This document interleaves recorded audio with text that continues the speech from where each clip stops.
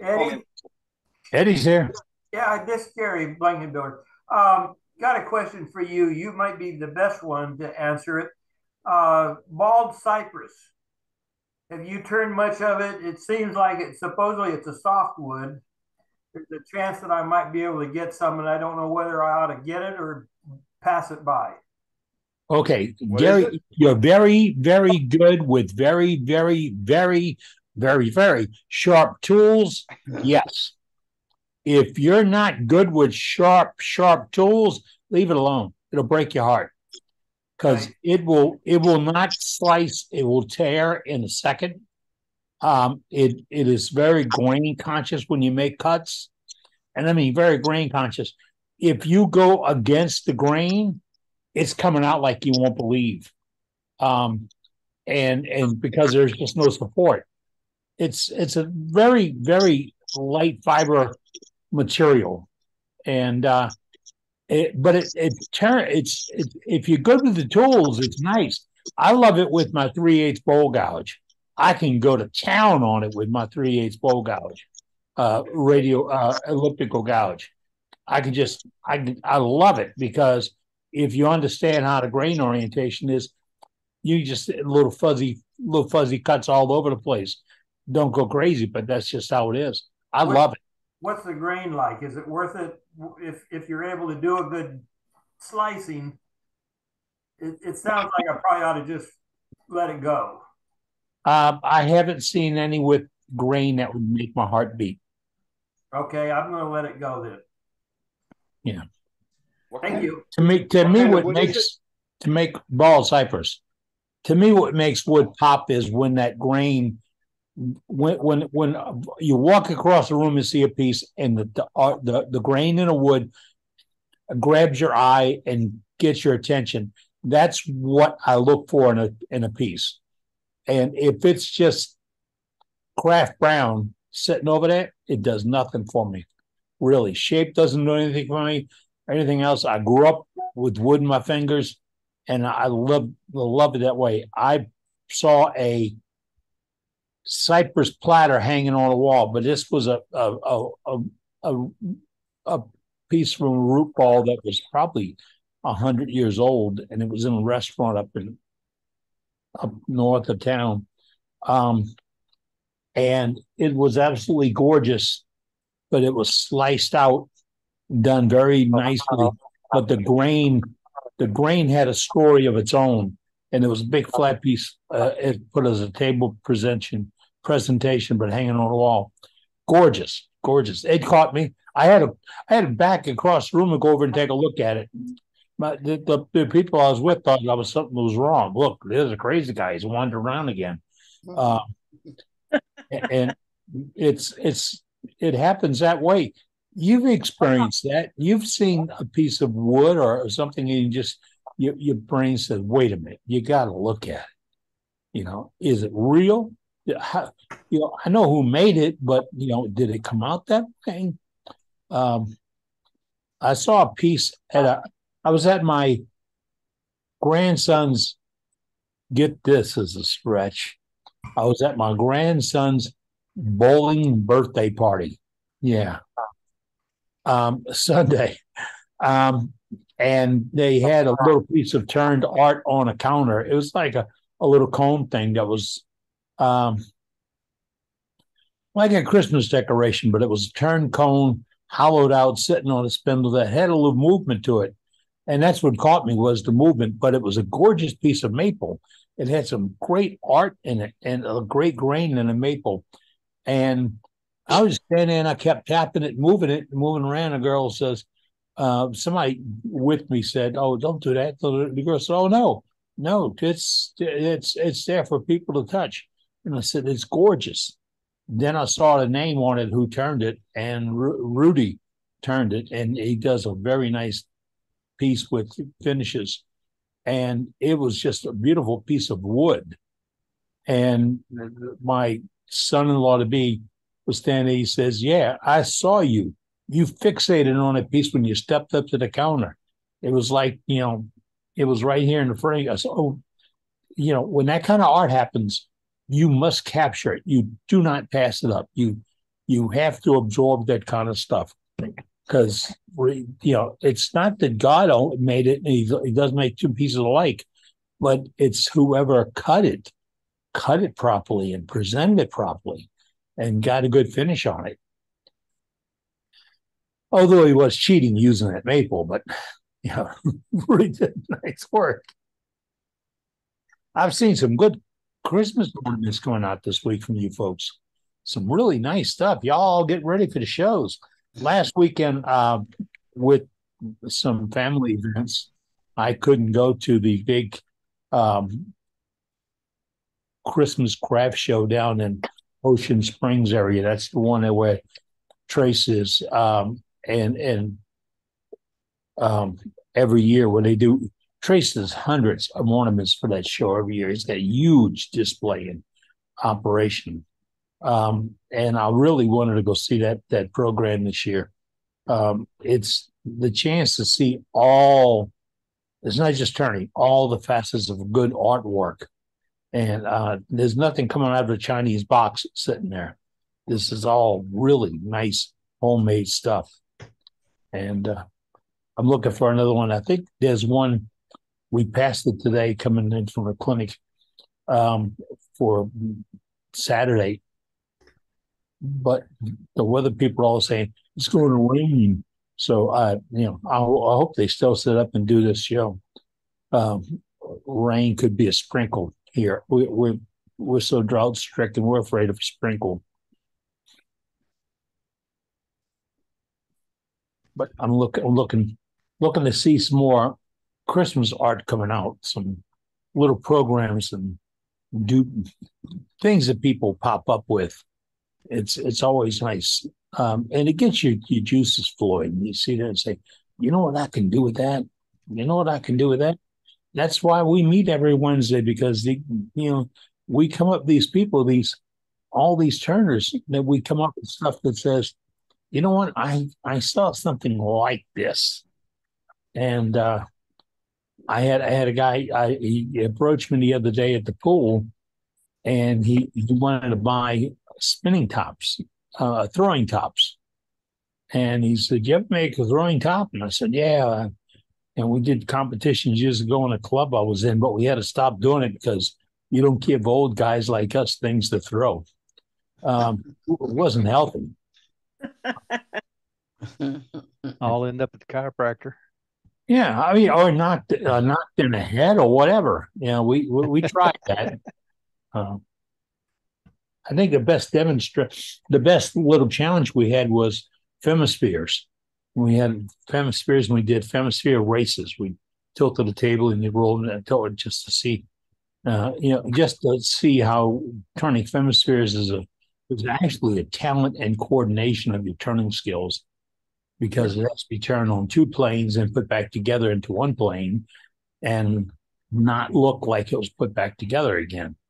We had a lot of fun with that one. And I used to like to see that in club challenges, to see who could come up with kind of weird stuff we pop up with. Brenda, I see you got your shirts done this week. Yepper. I got 2 of them, Eddie.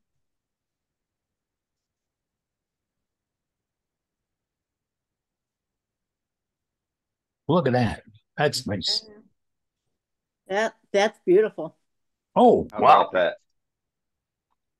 Neat. Yeah. And I got a tank top too. So you wear that to the Tennessee Valley thing this year? I get so hot, man.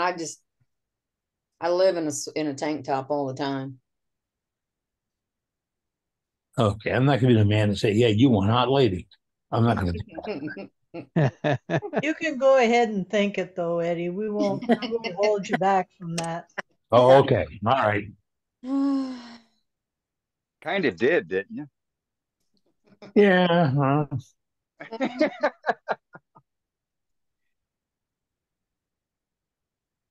Well, we got a hell of an evening planned for everybody. What's up on the plans, bud? I think that's why everybody was so excited to get started tonight. First new demo after the time change. But yeah, we're gonna go across the pond for Wayne Glasper. He's gonna do a demo for us tonight. All right. And considering it's already pushing 1 o'clock, maybe 2 o'clock. What time is it in England right now, Wayne? It's coming up midnight. Coming up on midnight. Oh Yeah. my. Well, and it's coming up on the top of the hour, and so typically for the mates over in UK or Ireland or Northern Ireland, might as well get Scotland in there too and Wales. We'll try to always try to get them on at the top of the hour in case they want to turn in and go Betty by. And then we'll do gallery. We'll run through gallery at the conclusion of the demo. So Wayne, if you're ready to start your demo, I can Yeah, I'm spotlight ready. you and span, Yeah. Wayne, span everything over for you. Wayne needs his beauty sleep. Right. Get you spotlighted. Sorry, Oh, like no, I think he looks pretty good the way he is. Yeah, All right, Wayne, I'm Wayne, I'm gonna mute everybody. okay. So folks, and so after I mute everybody, you'll have to unmute yourself. But everybody, Fine. this is Wayne's demo. Wayne's going to tell us how he does it, how he turns it, and then he'll take questions and comments after his demo is over. So without further ado, let's go to Wayne, muting everybody now, and unmute yourself, Mike. There we go. I'm feeling a bit weak tonight. I've had a shave. You cut the beard, huh? Yeah. Right. What I'm going to do tonight is a potpurri pot. Is that looking okay? Yes. Yes. Grant, it's a potpurri pot. This is a piece of beech. It's fairly plain. I'm probably not going to colour it tonight though. So I'm going to put a tenon on one end, flip it round, put it into the chuck. Then I'm going to shape it. What I'm not using tonight is one of the metal insert lids. I'm going to use a Dremel and a jig that I've made to actually put some cuts into the piece, and also a small drill to drill some small holes in as well. So what I'll do, I'll just get this turned down to round. Oh, hang on. Got my mask on.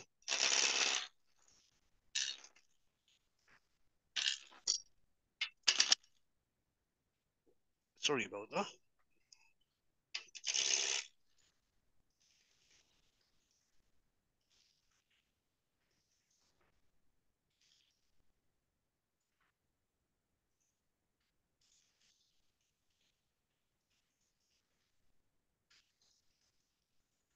For some reason,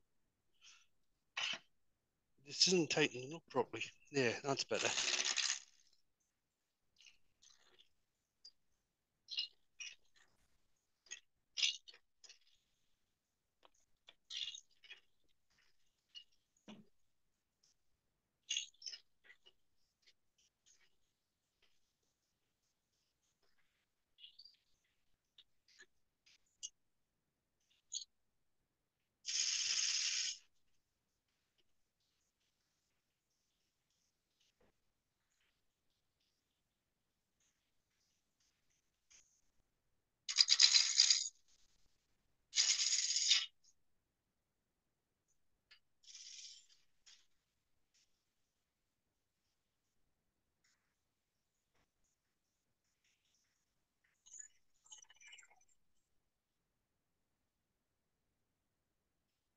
There we go. Right, so I'll just get a tenon put on one end.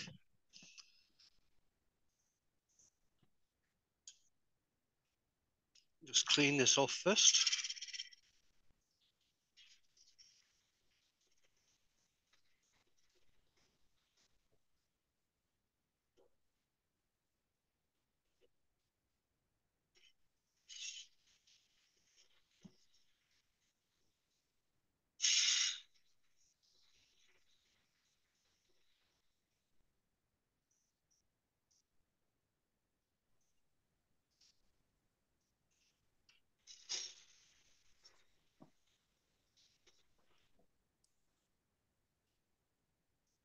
There we are.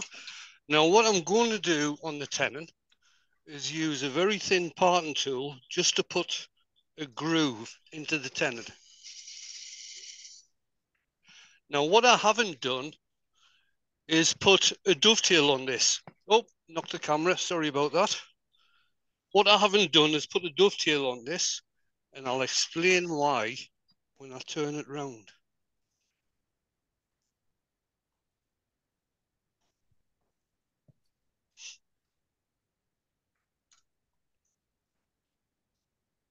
Now I use an Axminster chuck with, these are what's called the C jaws on the Axminster chuck. And these jaws will, they actually take a small plate for the screw chuck. This is the small screw that's in at the moment. And what that does is just sit inside the jaws.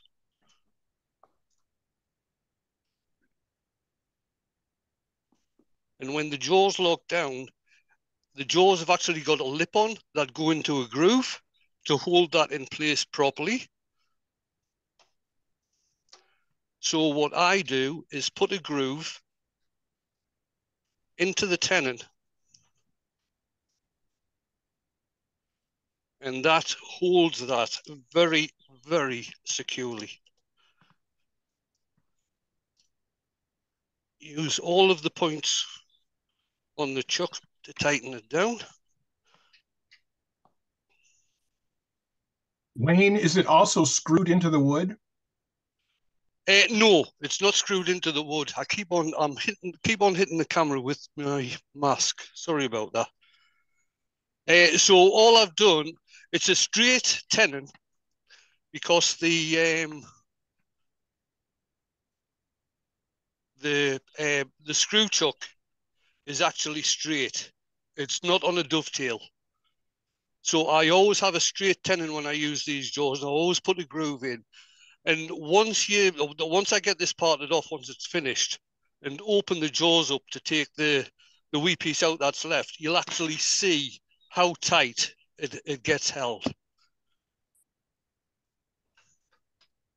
I'm just going to bring the tailstock up again, just while I shape the lid. This is going to be the lid body. It might have a small stem on as well. But I'll just get my spindle gouge and just start doing some shaping on this. What I'll do is put my small tool rest on.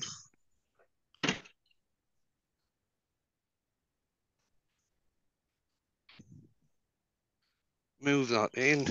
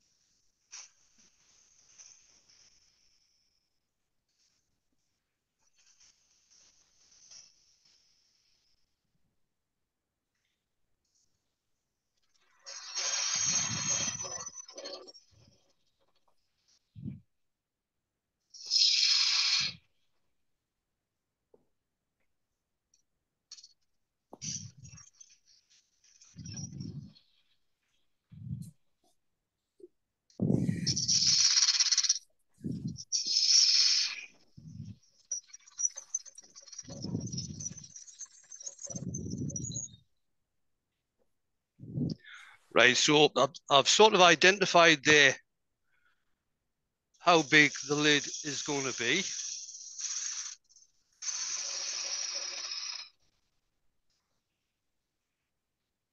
And I'll just start getting a little bit shape into the body and also into the lid. This is where I'm going to part the lid off.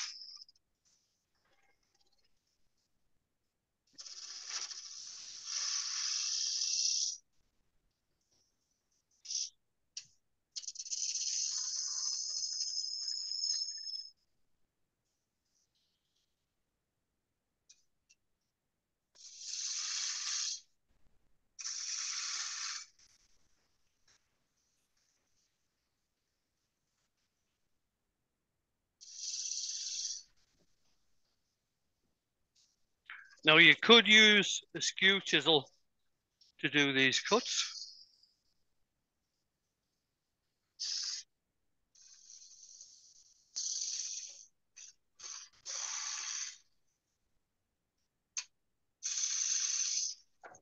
Oops.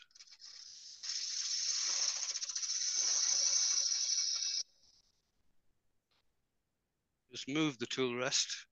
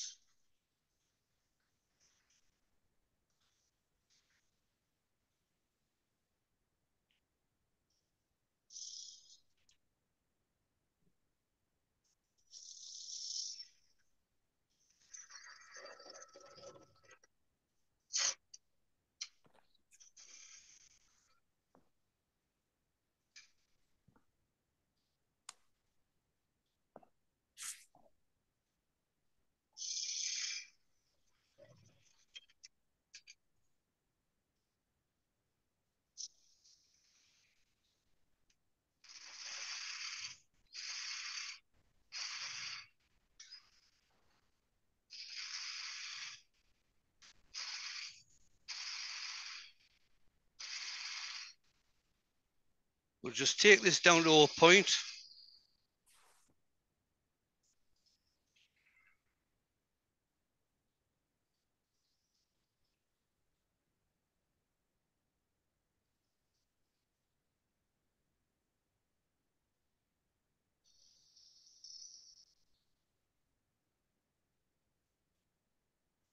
And that's it.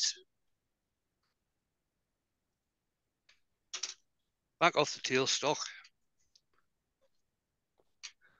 And just give that a final little cut. There we go.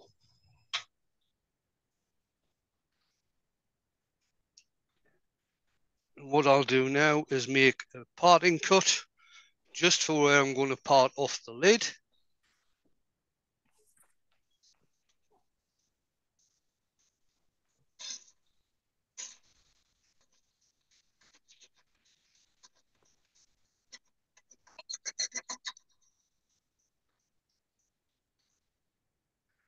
Now I think that should be big enough for the hole to go into. Thin parting tool. Right, I'm going to use a thin parting tool. Now, the parting tool I was using there is a diamond shape, so it's wider in the middle than at the top and bottom edge, so it automatically gives clearance. The one I'm using now, the thin one I'm using now, is parallel, so you've actually got to make a couple of cuts so that the parting tool doesn't bind.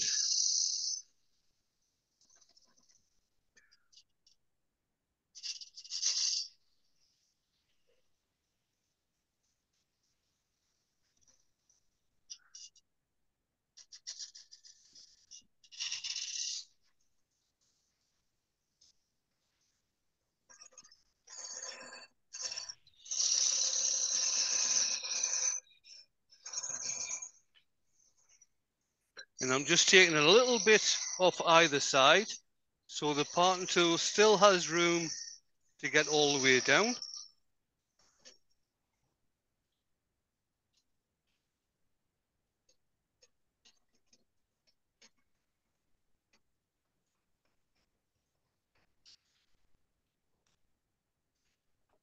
And that's that cleaned off. I'll just clean off the wee nubbity nub, as I call it, in the center with my skew chisel.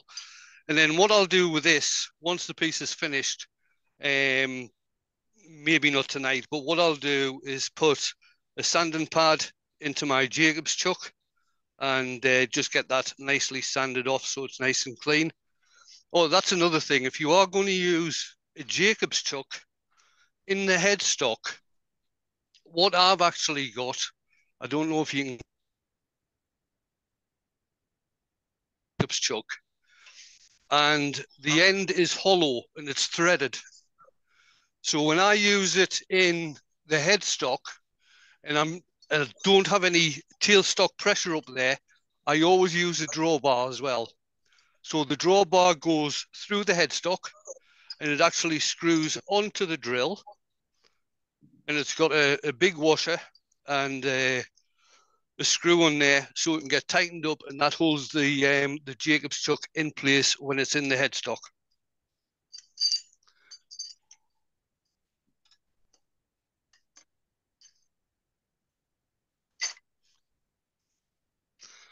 Leave that out for later.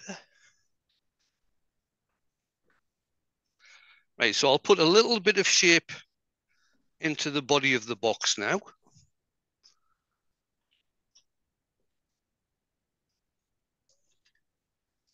And decide how deep the box is going to be. It's just going to be a fairly basic shape.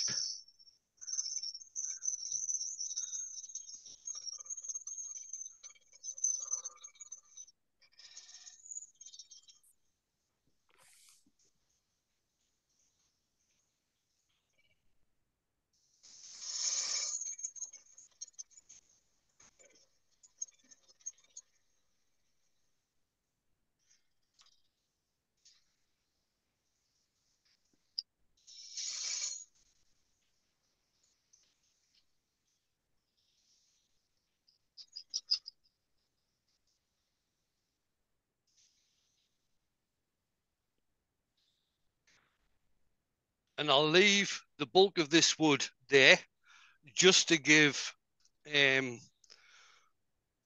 bit of strength to it while it's getting hollowed out. So move the tool rest out of the way. Take the elbow stabber out.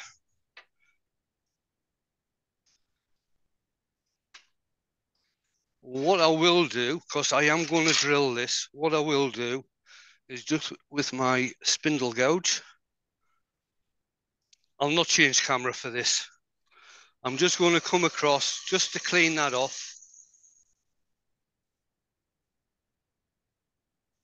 So the drill has got somewhere to go into.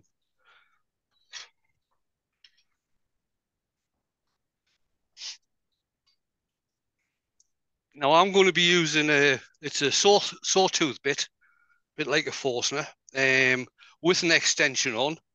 And I'm just going to do a quick eye measurement on that. And that'll go, I've got the Allen screw there. So it's going to just about there, where the Allen screw is.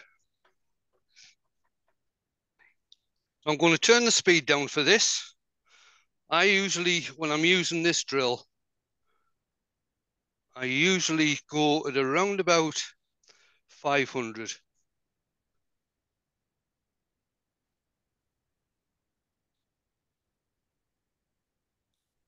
That's at about 520. So I'm going to where the Allen screw is. And you always, as well, when you're doing drilling like this, is to go in a little bit at a time and back it back out. I'll change camera for this. There you are.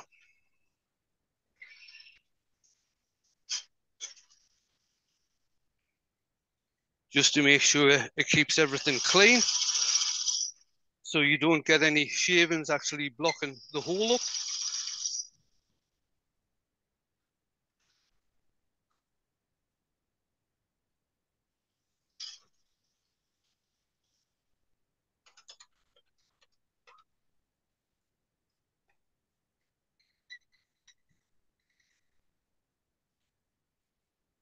I'm just going to move that forward.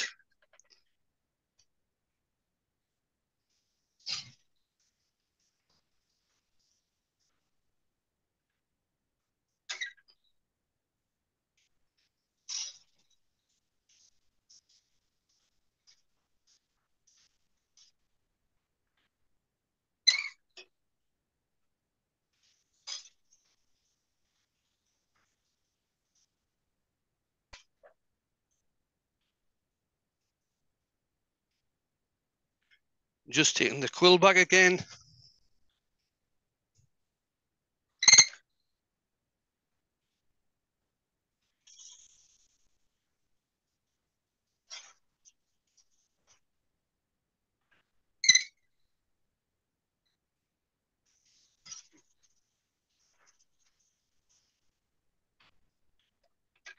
And that's just about where I want it. I'll get rid of that now.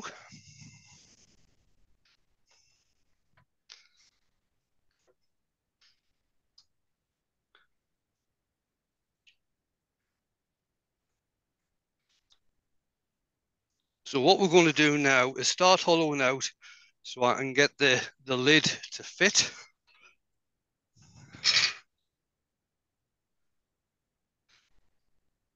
And I'm going to start hollowing out with my spindle gouge.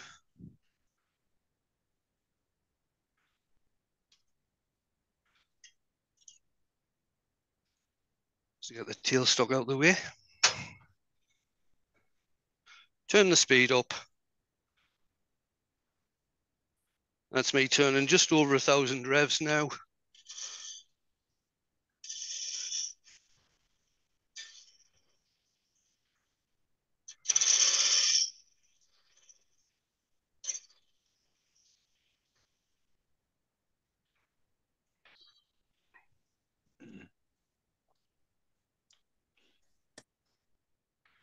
This is usually the bit that takes a little bit of time because you've got to just creep up on the opening.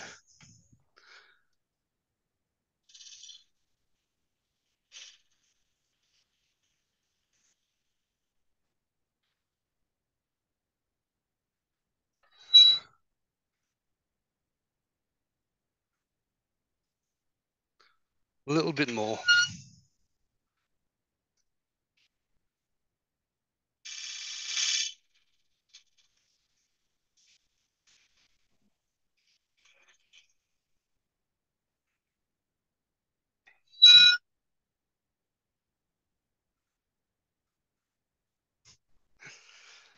See, this is going to be one of these, just one more cut.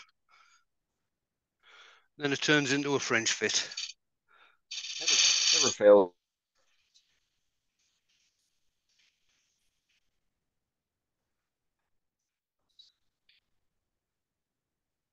We're all eating our popcorn.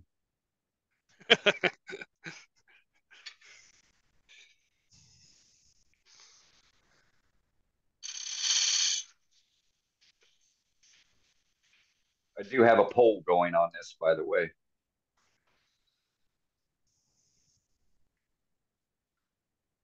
That is just about there.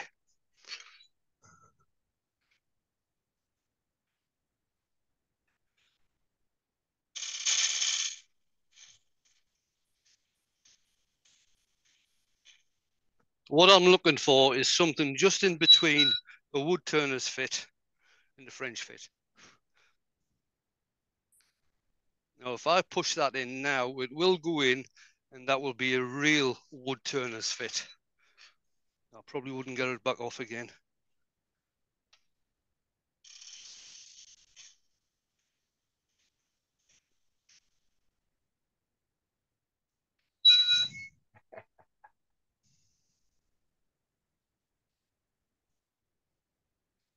It's got a pop.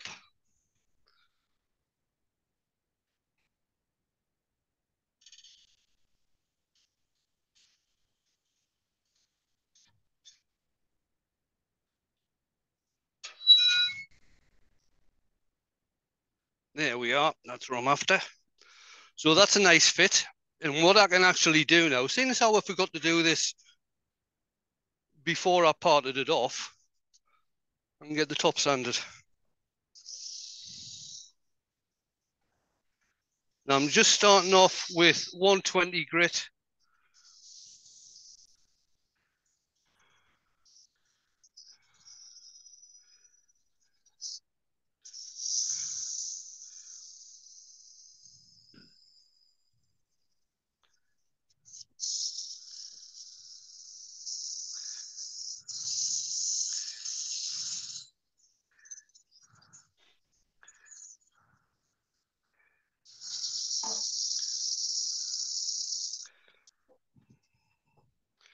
and just going to 220.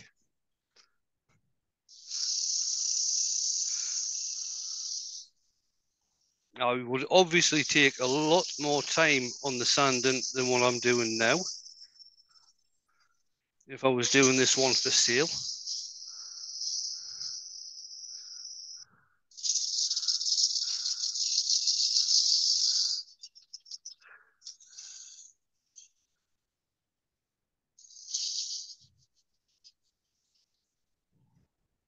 There we are. Right, I'll just stick some sanding sealer on that.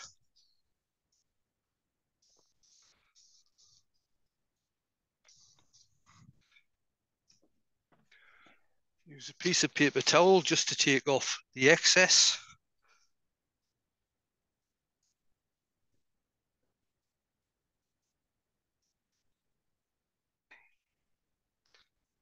Now I'm just going to use a little abrasive paste.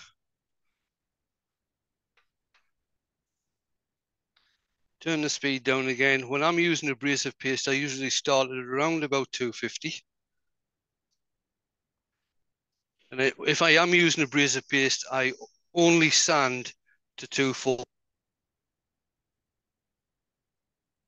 In this, I would actually be sanding to 400. If I was using any paints, stains or dyes on this, I'd sand to 400 as a minimum. And I probably wouldn't use abrasive paste, although you can still colour once you've used abrasive paste. What you've got to do is make sure that any residue of the abrasive paste is off the wood once it's done its job. And the best way to do that is to use what we call methylated spirits, and I think what you guys across in the States call denatured alcohol. And if you give it a good rub over, once the abrasive paste has worked, I'm just going to turn the speed up. If you give it a good rub over with denatured alcohol, methylated spirits, that'll clean off any residue, which means you can colour once the sanding is done. The whole reason for using abrasive paste is that you're not sanding over 240. And it's usually when you get onto the finer grits, you know, the 400, 600, 800s, that's where you start getting problems with the very, very fine particles of dust. So you're not actually getting any of that dust in the atmosphere if you're using an abrasive paste.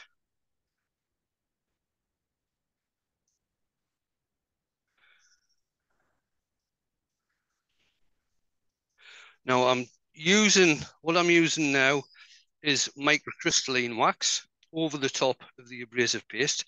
The abrasive paste has worked. I checked the piece of paper I was using and it was coming away clean. So that shows that the abrasive paste has worked once the paper comes away clean. So that's microcrystalline wax. It's one of my favorite waxes because it's very tough and it doesn't really show up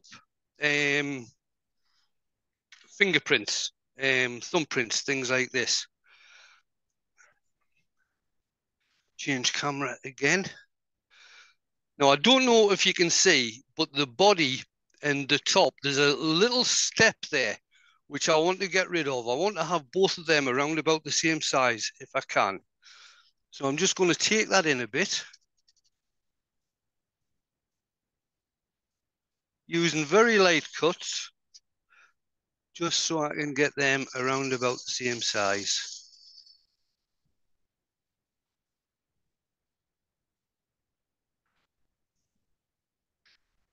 Take the lid off, finish that cut, and that should be them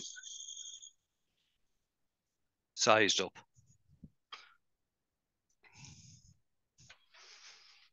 And now I can carry on with the hollowing out.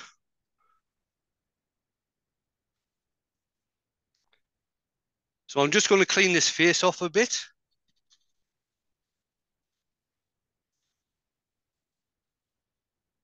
Just like that.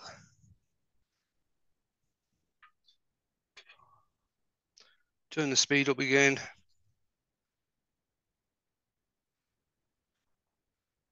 and carry on hollowing.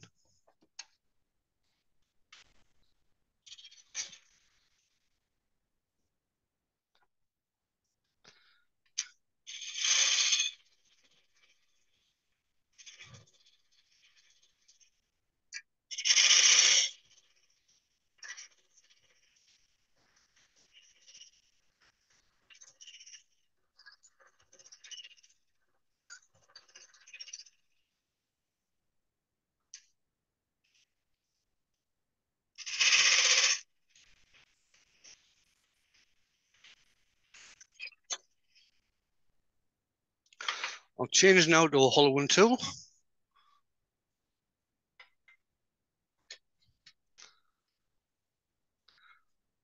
This is a carbide tipped hollowing tool, and it's a straight one. I'm not using the swan neck at the moment.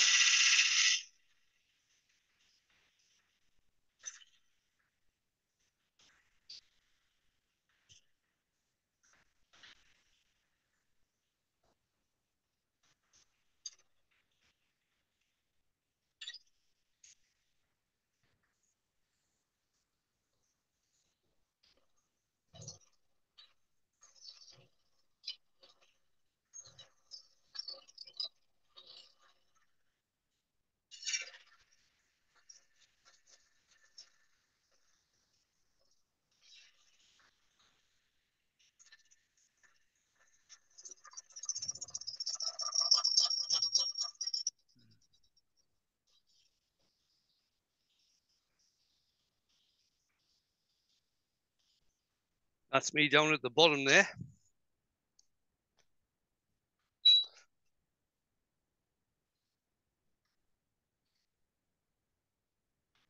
Still quite thick.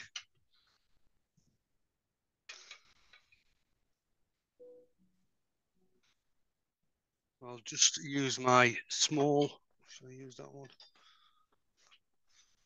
I'll just use this swan neck just to get under the shoulder. Now, the secret of using a swan neck, change camera again, is that you want to keep the straight part of the bar on the tool rest. Don't put the swan neck on the tool rest because you've got a tendency for it to twist. So if you start off and you keep the straight part of the bar, and ideally a tool like this probably should be just used for getting in and around the shoulder.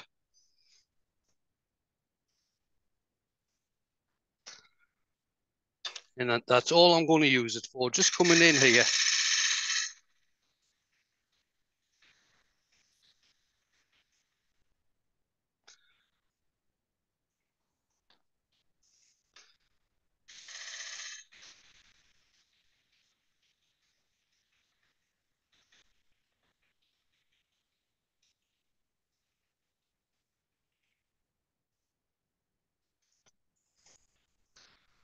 If you just bear with me a minute, I just need to turn this tip around.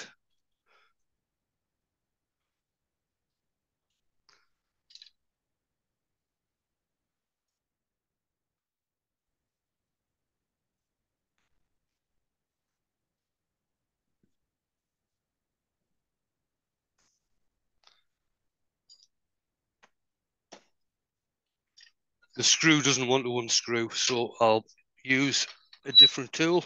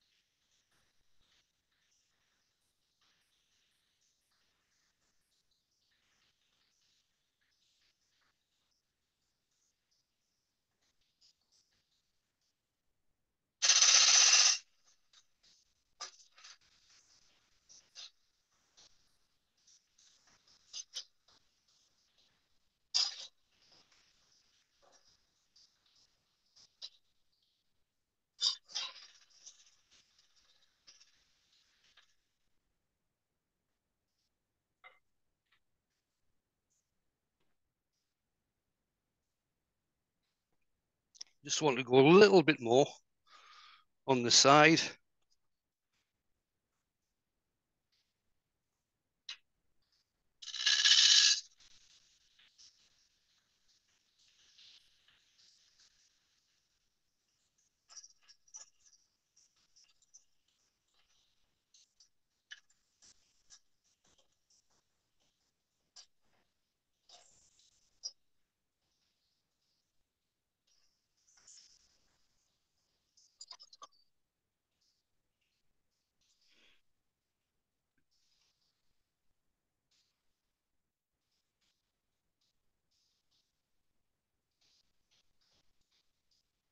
Right, so what I was doing there was just taking the little nub just off the bottom.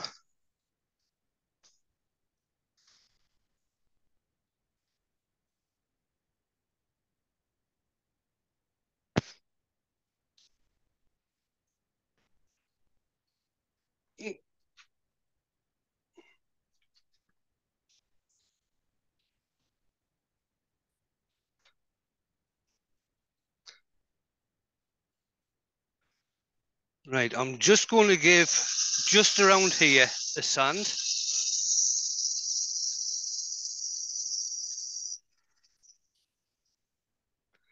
Just to make sure that's nice and clean.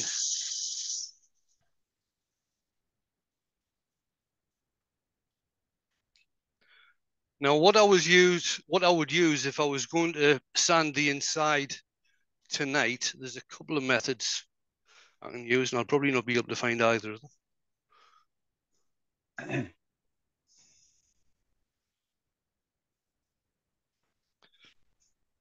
Nope, doesn't really matter. What I have got a piece of wood that's just got a split in one end that I just put some abrasive paper into so I can sand the inside, or I have got an inertia sander that as long as the opening is big enough, you'll be able to get inside to sand.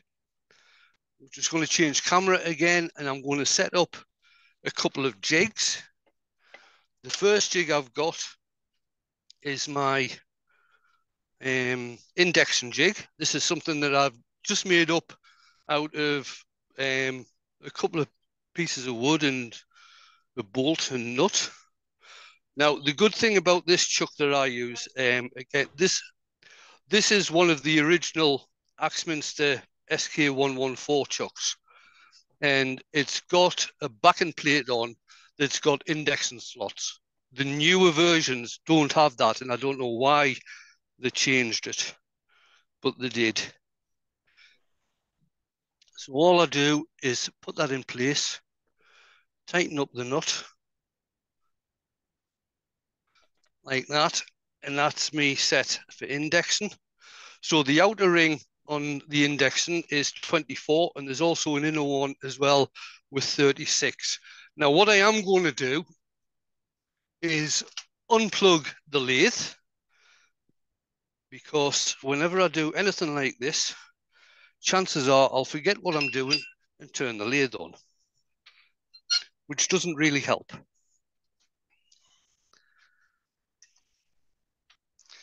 Right, so the second jig I've got is I've got a dowel which fits into my tool post. I've got a couple of pieces of plywood. I've got a hinge on the back, and I've just used some hose clips to fasten my Dremel into. Obviously, other rotary tools will work just as well. And I've got a wood cutting slot maker, if you like, on the Dremel. So what I'll do is, it's sometimes a bit fiddly to set up.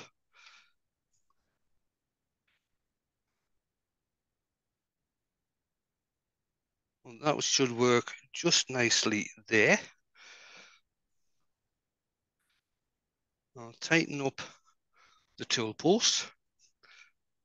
And I think we'll go for 12 slots on this. I'm going to turn that on, bring it down,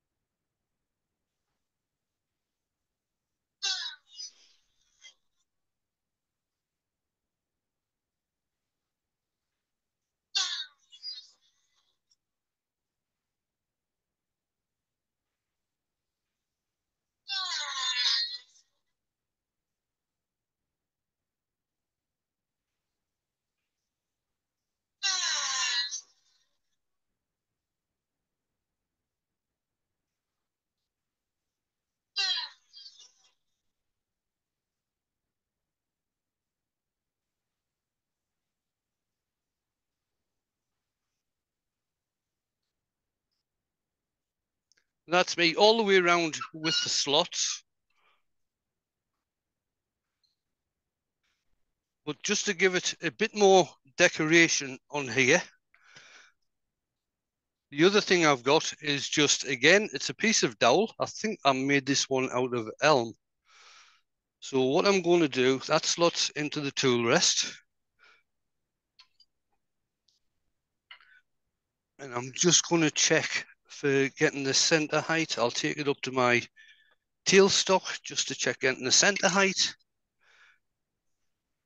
Sorry, this bit's out of camera shot. Sorry about that. No, that's all good.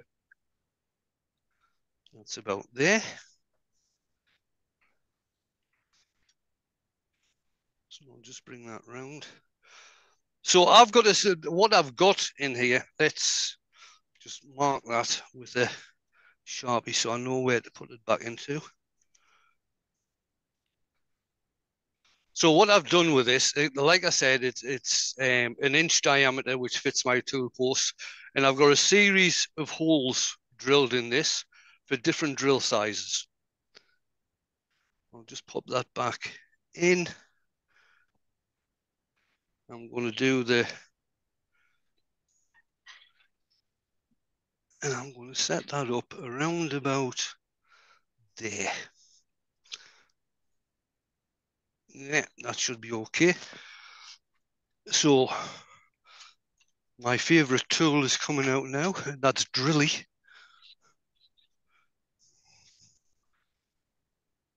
I have a friend who named all of my tools. Yeah, but I hear Drilly is up for sale. Drilly had his last live on my channel tonight, Ruby.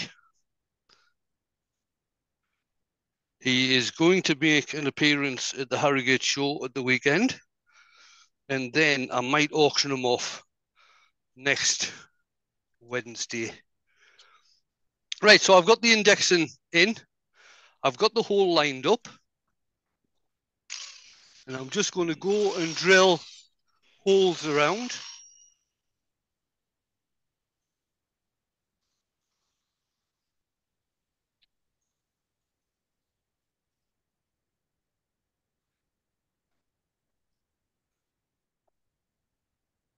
I'll just do one set.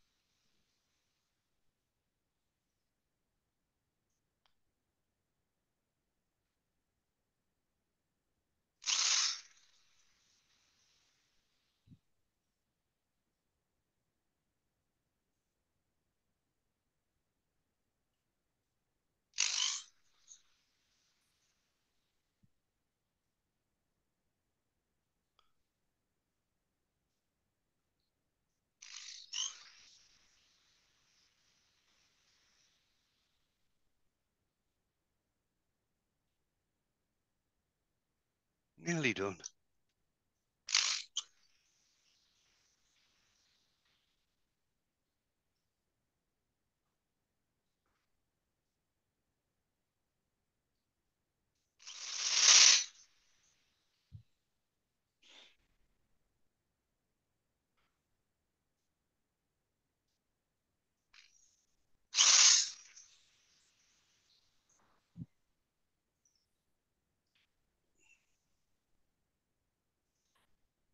No, put that back. I missed one.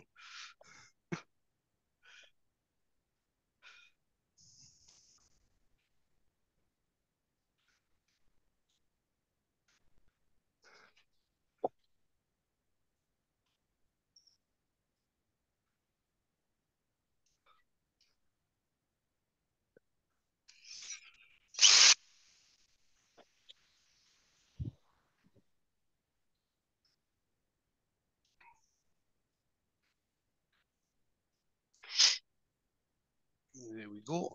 Take the index and jig off, if I can get that nut undone. That's it.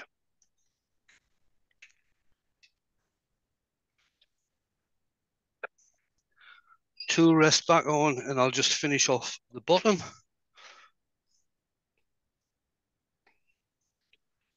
Plug the lathe back in.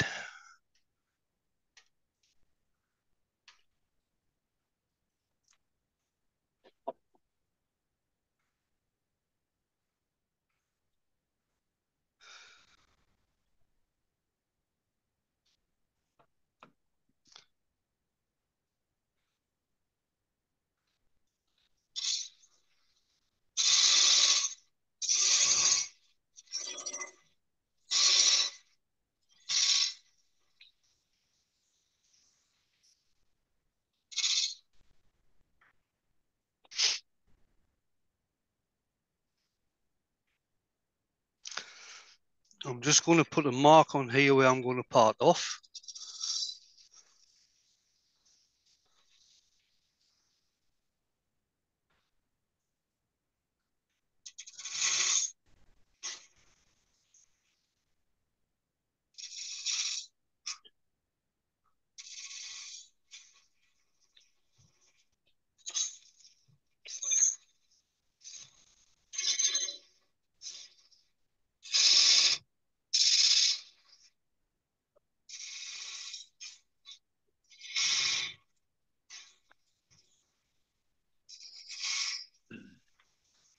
Just making this foot a little bit smaller.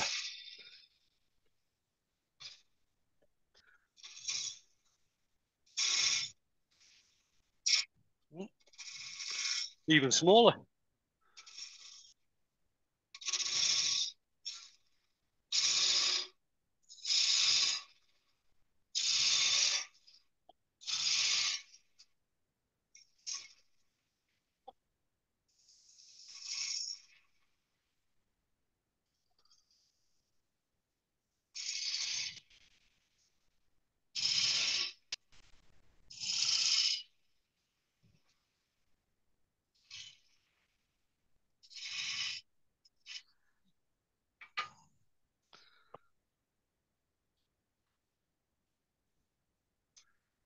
So I'll just quickly sand this.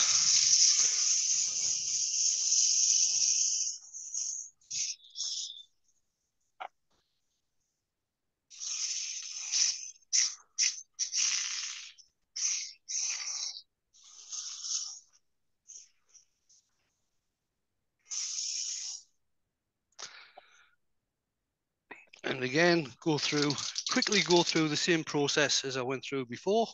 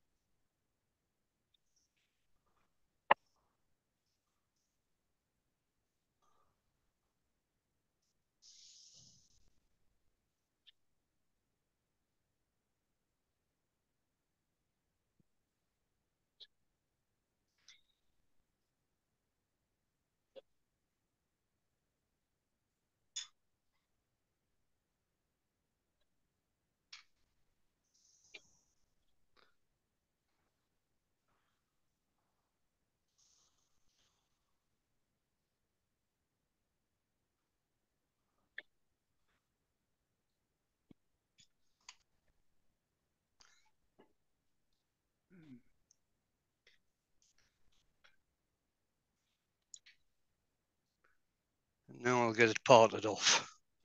Now, the reason I start putting the parting line in before I actually do any proper finishing on this is because when I come to part off, the cut is already started and it's already been sanded.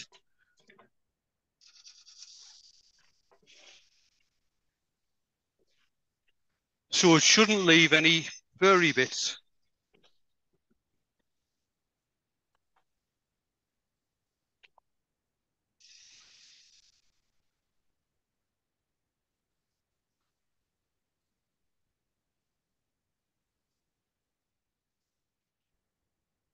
Turn that speed up a bit.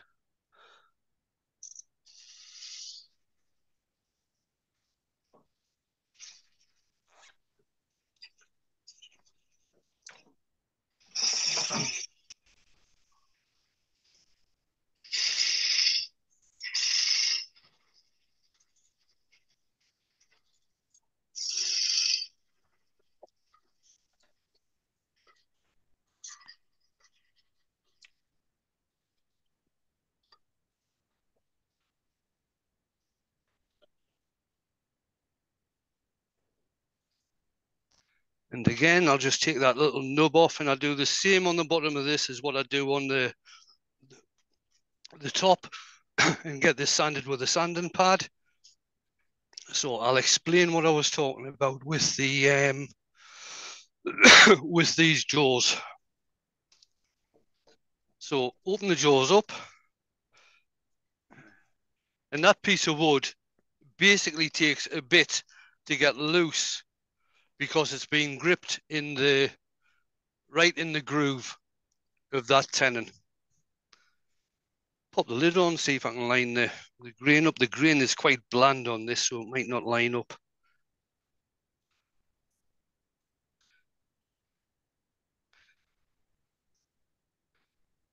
No, there it is.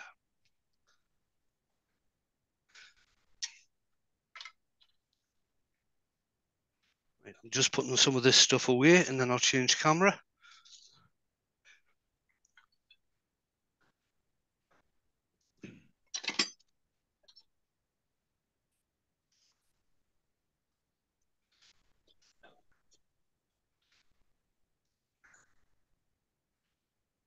And there I am, and there you are.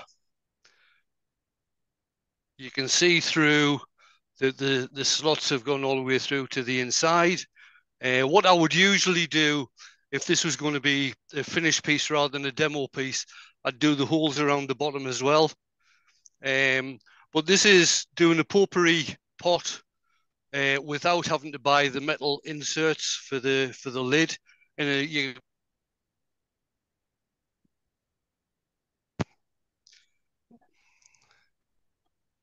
Muted. Great demo. Oh, We sorry. lost that last bit, Wayne. You went muted. Right, sorry about that. Can you Okay, hear me Got now? you now. Yeah. Oh, yeah. Yeah, That you was know. Right. great demo, Right. Wayne. Very nice. Thank you. Thank you. Yeah, what I was saying right at the end is that, you know, you can get your potpourri pot, the smell still comes out through the slots and the holes, but you don't have to go to the expense of buying the metal lids, inserts, and you can do different shapes and things like this. The photograph that I sent Dane is actually quite a long stem, which I think I did on a live last year sometime, I think.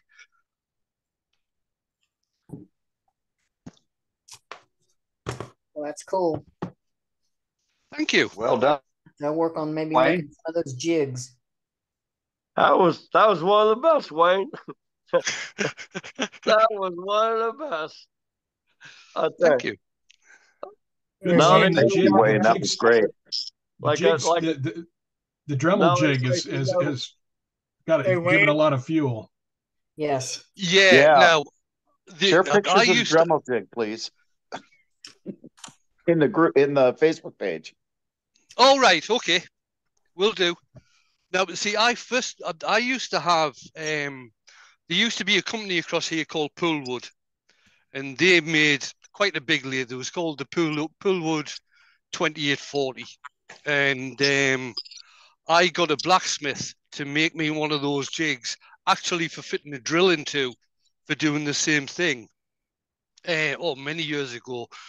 But it was not as safe as the Dremel. I basically had a very small circular saw blade, together with a nut and bolt, and that fitted into the Right. drill. Yeah. So it's Very a good. bit safer with the Dremel. Right. Yeah, indeed.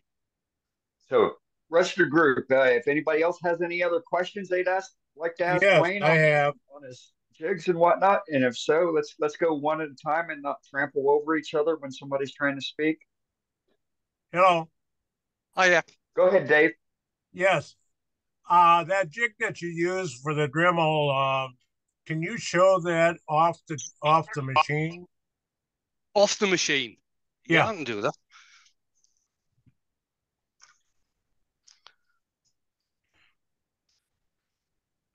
Right. So what it is you've got the dowel for the tool post.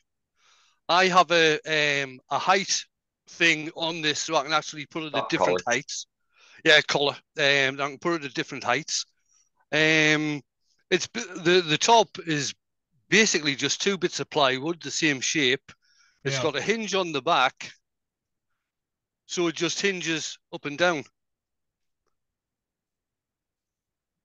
And the Dremel is fastened in. This is a cordless Dremel, but it's fastened in with hose clips.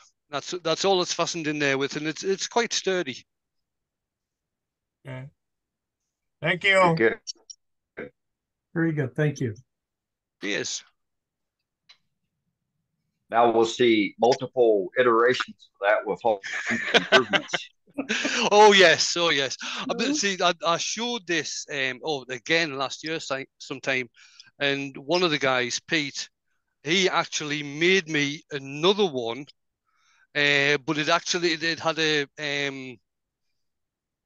had a slide on, so you'd actually slide it backwards and forwards. Oh, okay. But he fitted it. He made it for his Dremel, which is a corded Dremel, and they're smaller than the cordless ones. Yeah, you can make sleds. I've made sleds for my my hand tool for my microcarver and for a trim router that I'll go on a platform to do that. So yeah. Wayne, mine Wayne, is less.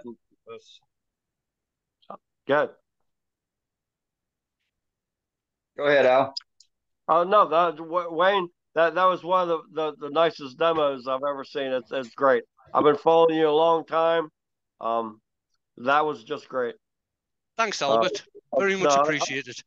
Like I said, I'm so happy that so many people saw this video tonight. I acted like such a schoolgirl when I saw you on here that one time, and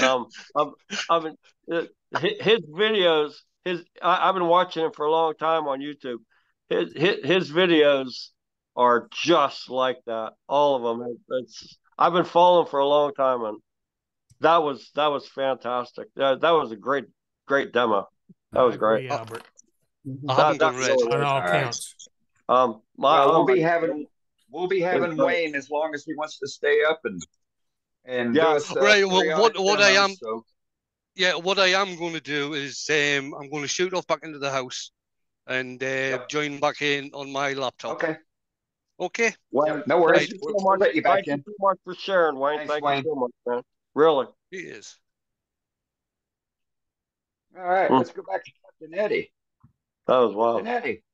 That was a good demo. I mean, I did a lot of screen captures on some of these gizmos and gadgets, and they were all simple and things that you could build. And what I want to see, we just saw that little flapping thing. I want to see what Billy Burt does with it for next week, because that's when this normally happens. Am I lying or what? We're all friends here. That's right. I want to see what the duck does with it. Don't challenge the duck, man. That's just wouldn't be fair. But we had a good time. That's good. That was a great demo. It was an early demo, and we did that because he's in the UK, and we try to keep these things to where our demonstrators can work with us, and we can work with them.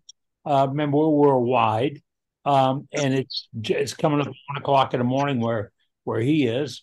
So we're working with them. We'll work with you. if you have an opportunity, if you have a demonstration you like to perform for the club, all you have to do is ask. You go right there to that chat thing, right there, and chat with the crew, and tell the folks, hey, Dane, I'd like to do a demonstration on such and such, and give them a contact number or a contact email or whatever, so we can get a hold of you. That's how we work here at Worldwide Woodturners. We're all a bunch of friends. There's 90-something of us all gathered on Wednesday evenings with that in mind.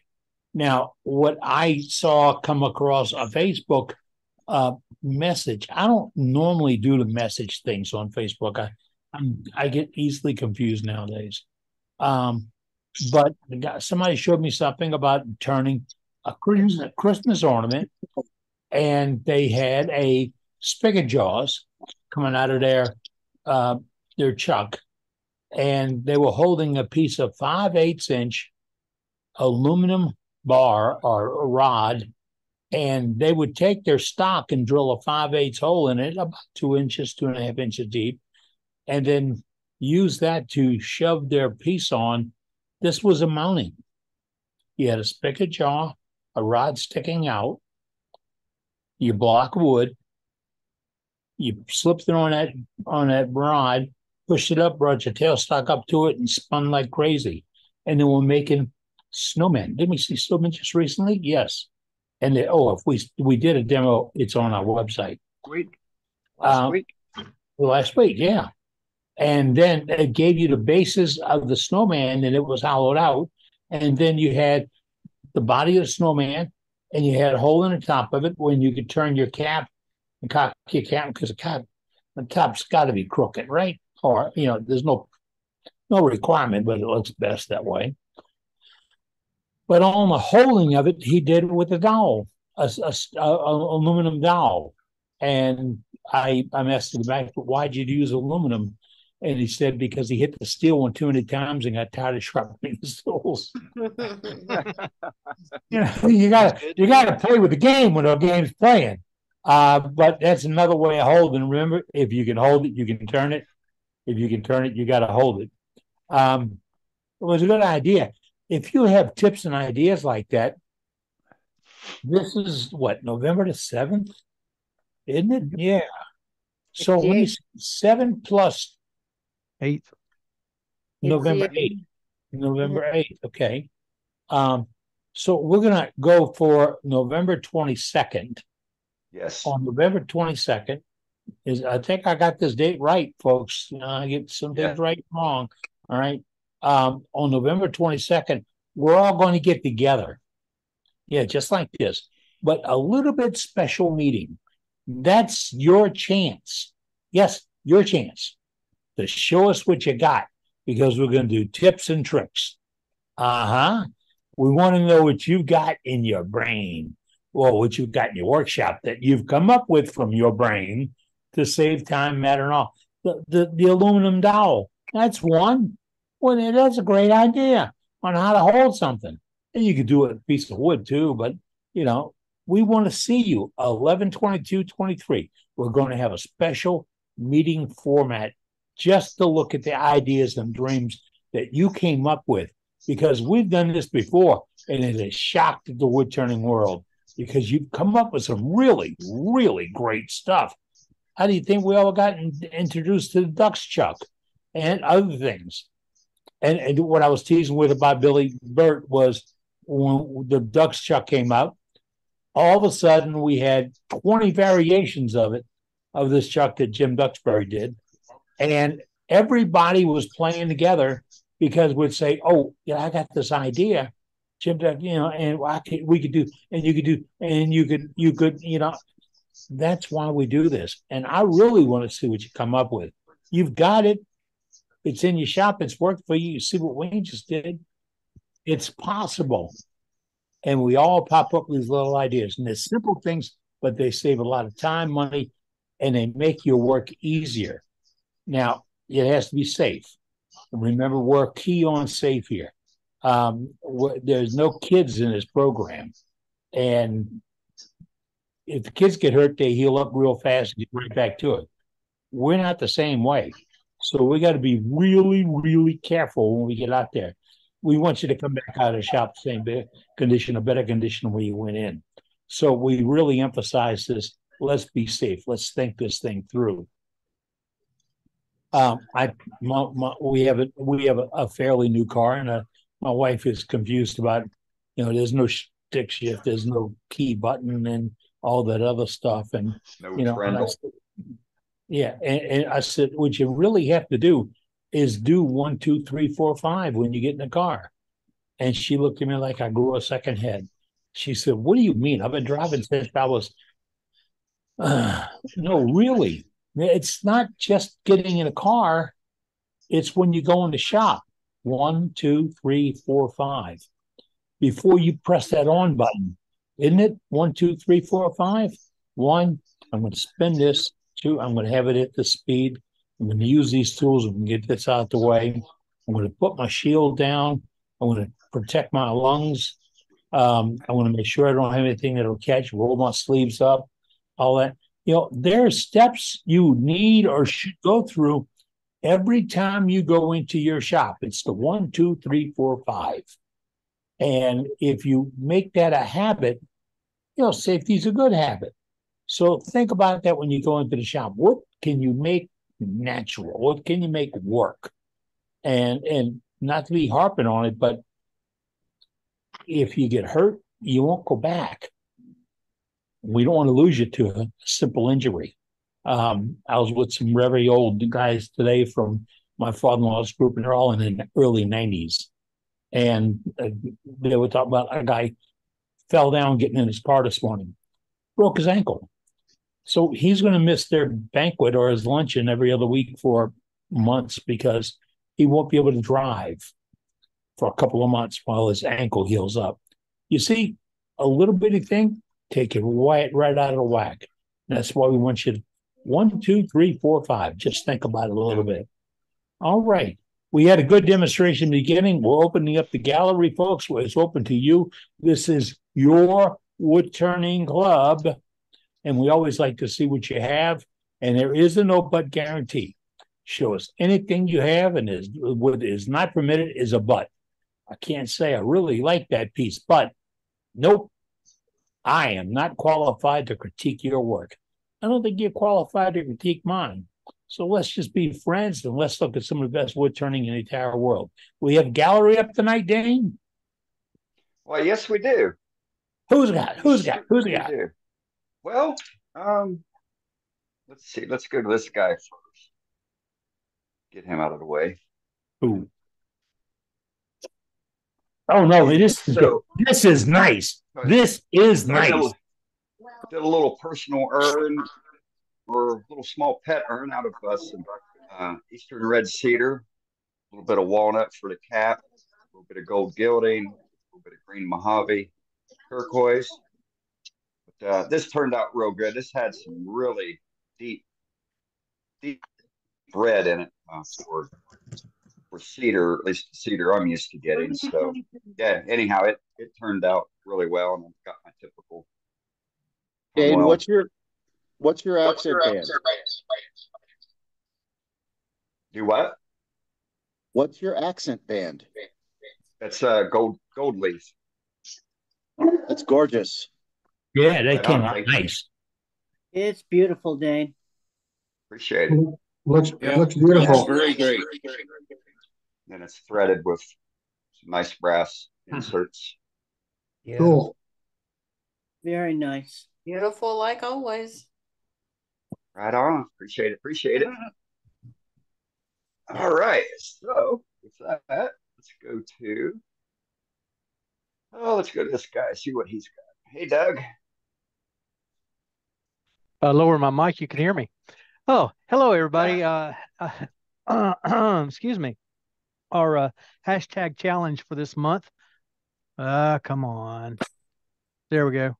Okay, our hashtag challenge this month was Christmas baubles, and he said doesn't necessarily need to be a ball of some sort. It could be anything. Any decorations. And I thought, well, I've been making trees galore, could pop those up real easy. But let's do something I haven't done for a little while. And so I did a Tiger wood ball that is hollow with a little bit of a Osage orange cap, and then a ribbon, spiral ribbon drop finial. Cool. That's gorgeous, Doug. Used a little bit of the green, whatever the name of it, actual name of it is, but it's a green chameleon powder over black acrylic paint. And this one was really funny. I got a good bit of powder down on the inside that did not have any of the size glue in it. You can even see it, I think, right there, the green down inside. Yes. Like I said, there it is, right there. You can see a ton of it. No size went on the inside, but that powder is stuck tight as it can be. But then it's all got, 4 or 5 coats, very light coats of lacquer on top of that. And so the whole thing shines real nice. It's still a little bit weighty, but it's not anything like what it was when it was solid. And this was the leftover from the goblet that I turned 3 weeks ago, I think it was. I'm pretty sure I shared that with you all. Just a real nice piece of wood, but this was some extra and I didn't want to just leave it in shavings. So I went ahead and chopped it off with the bandsaw. I knew I'd use it real soon because it is some pretty wood. Yes, it is. Nice piece. And just for fun, I'll tell you this. Yeah. I took it in and showed my wife earlier today. She said, "What's that for?" I said, "It's a Christmas ornament." She says, "No, not the ball, the green part." She doesn't like these, but that's her. We love them. We Turners, we love them because we know they're Yes. not.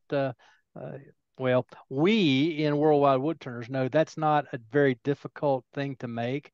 It's really not. It's pretty simple, but it looks No, it's really not. cool, and it's it's It looks difficult.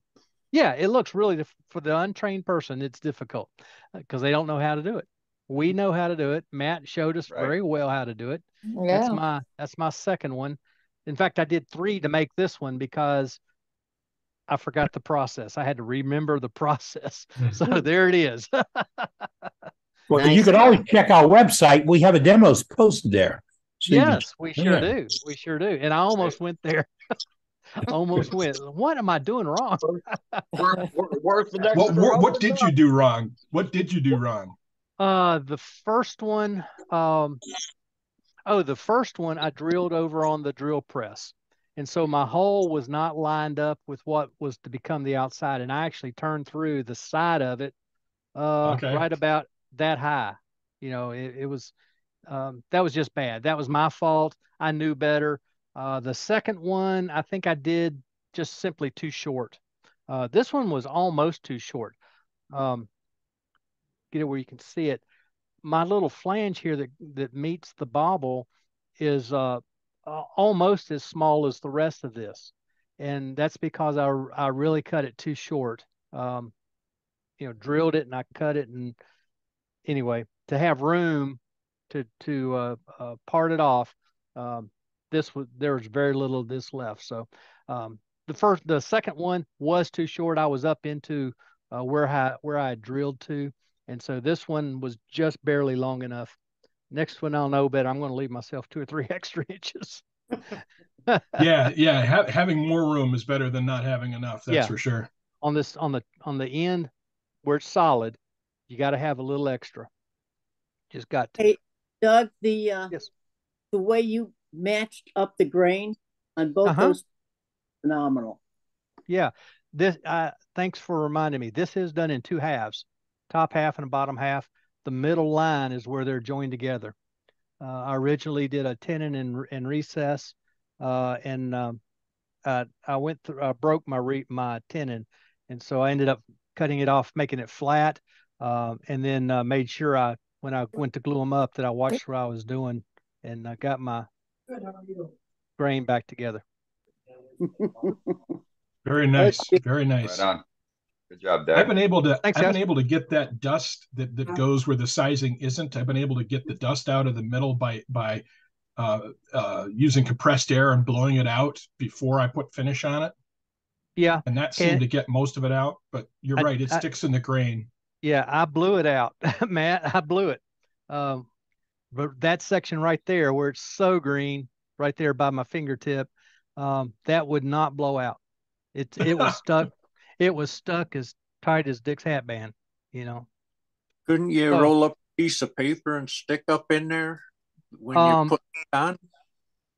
Yeah, I probably could. Probably could. That would help. But I mean, the powder down inside doesn't really bother me. If it bothered you, you could do those things. Put powder, cotton, whatever you, something that would bind, that stuff would bind into. It doesn't bother me. I'm not that worried about it. Very nice, Doug. Very nice. It's a little more accent. That's all it is. Just a little more. Yeah. Absolutely. A little more color. All right. Thanks again, Doug. All right, let's go to Ruby. Hey, Ruby. Hi. I thought I'd show you a process that sometimes we have to go through as turners. The wood mill called me and said that a lady, I hope that's going to show, wanted 6 table legs turned to look like that. Oh my. I'm sure you can tell from her drawing exactly the shape that she wanted. Yeah, exactly. Good So Lord. what I did was I contacted the lady and I went over to her place with some graph paper and with her drew one out to actual size. Okay, so then from that, I took some scrap wood and I made a prototype to make sure that she liked the shape and the form. Oh, wow. And then from there, what I've been doing, I've got 2 more of the 6 to do, is turning the actual ones out of oak. Wow. Very nice. Beautiful. Very nice. Wow. Beautiful, Ruby. Well done. But just, sometimes when people hand you a piece of paper like this and say, like, can you make this? It kind of challenges you. So I was fortunate enough she was willing to meet with me and let me go through it with her, drawing it up to size. Very good. Nice job. What's her plans, Ruby? Is she going to stain those, or is she going to paint them, or? I don't think she's going to paint them, being as how they're oak. If she was going to paint them, I would have made them out of poplar. Sure. I have a feeling they're just going to be stained or clear coated. Okay. But, yeah, it's sort of interesting how people think you can look at a little sketch and come up with exactly what they had in mind. Well, I guess some people can, but they're the lucky ones. Yeah. No, I like to be a little more exact on that. Yeah, me too. It depends upon how fussy the customer is. Oh, that's true too. But I thought I might show you how you can take, some graph paper like we used to use at school and lay it out with the customer, and then that way they have a visual of exactly what it's going to look like. And then by making the draft one, once they've okayed it, you just go ahead and make the rest. Yeah. For 6, do you make a story stick or something? Oh yes, I have two story sticks. Okay. One story stick goes here, and then the second story stick does that part. Good idea. Rather than have one big one. Yeah. So. Yeah. I don't know what wood that prototype one is, but I would have liked to have used it for making some ornaments. Well, it looks like you still can, Ruby. You still can. No, those prototypes I tend to keep because down the road somebody comes along and will say, can you make me a table leg? And I have a number of them. I can say, anything here look like something you might like? Yeah. Good idea. This lady didn't like the ones you've already had? Pardon? This lady didn't like the ones you already had? No, this is a brand new table that's going into their kitchen. Okay. It's only going to be a couple feet wide, but it's going to be about 6 feet long. Yeah. So that's why it's going to have the 6 legs. Right. Well, very good. All right. Thank you, Ruby. Thank Let's go you. back. Oh, Very nice. one other item. Yeah. Go ahead. On Sunday, Pat Carroll has invited me to be his guest for Meet the Woodturner. So if anyone's interested, you're welcome to come along and join us. It's not a demo, it's just he's interviewing me. I'll be there. That's at Okay. patcarroll.com, right? Right. Okay. Right, thanks, So Ruby. if you All Google right, let's go to. Meet the Woodturner, it'll take you to his site. Yeah. All right. Thanks, Rick. It's about 2 p.m. Eastern Standard Time. Yep. Let's remember to put stuff like this in the chat, okay? Okay. Thanks again, everyone. Thank you. Okay. Thank you. All right, let's go back to our demonstrator, Wayne. Oh, gotcha. Got me. So this is a piece I did tonight. Just put a little bit of decoration in the mortise there, and this is a piece of sycamore. It's a beautiful piece of wood. Wow, Yeah, that doesn't look like sycamore we get over here.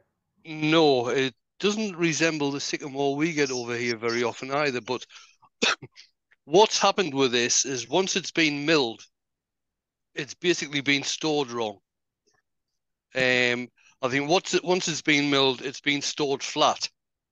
And somebody mentioned this on a live the other night, that with sycamore, it should always be stored vertical.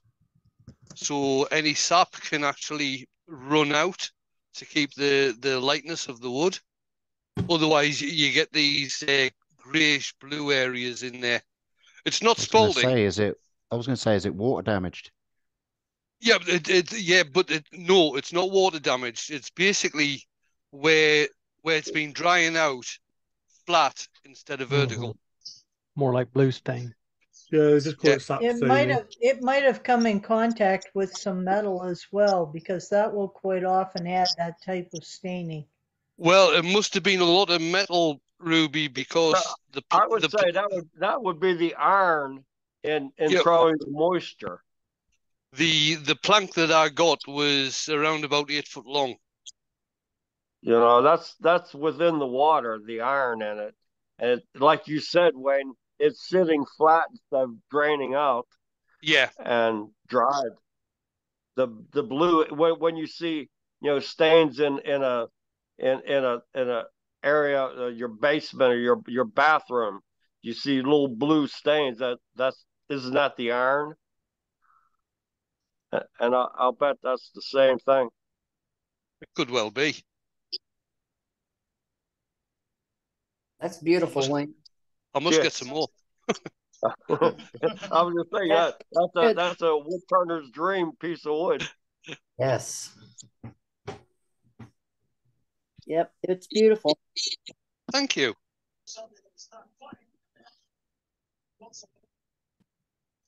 All right, thanks, Wayne. Let's go to Daniel Smith. Right here.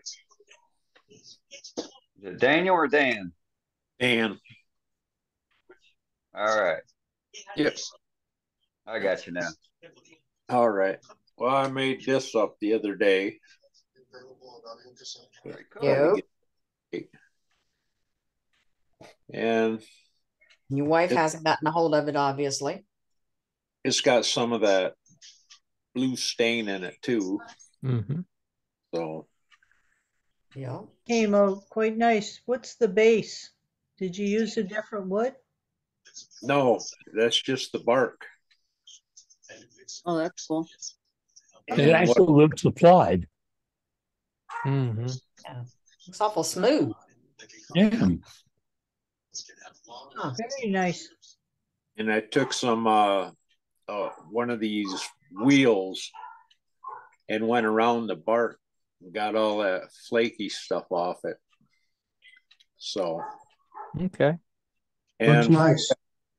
Got one other thing to show you is I was making this up and it got so carried away with it, getting the edges nice, and I started to sand it, and I kind of blew a hole in it. Oh.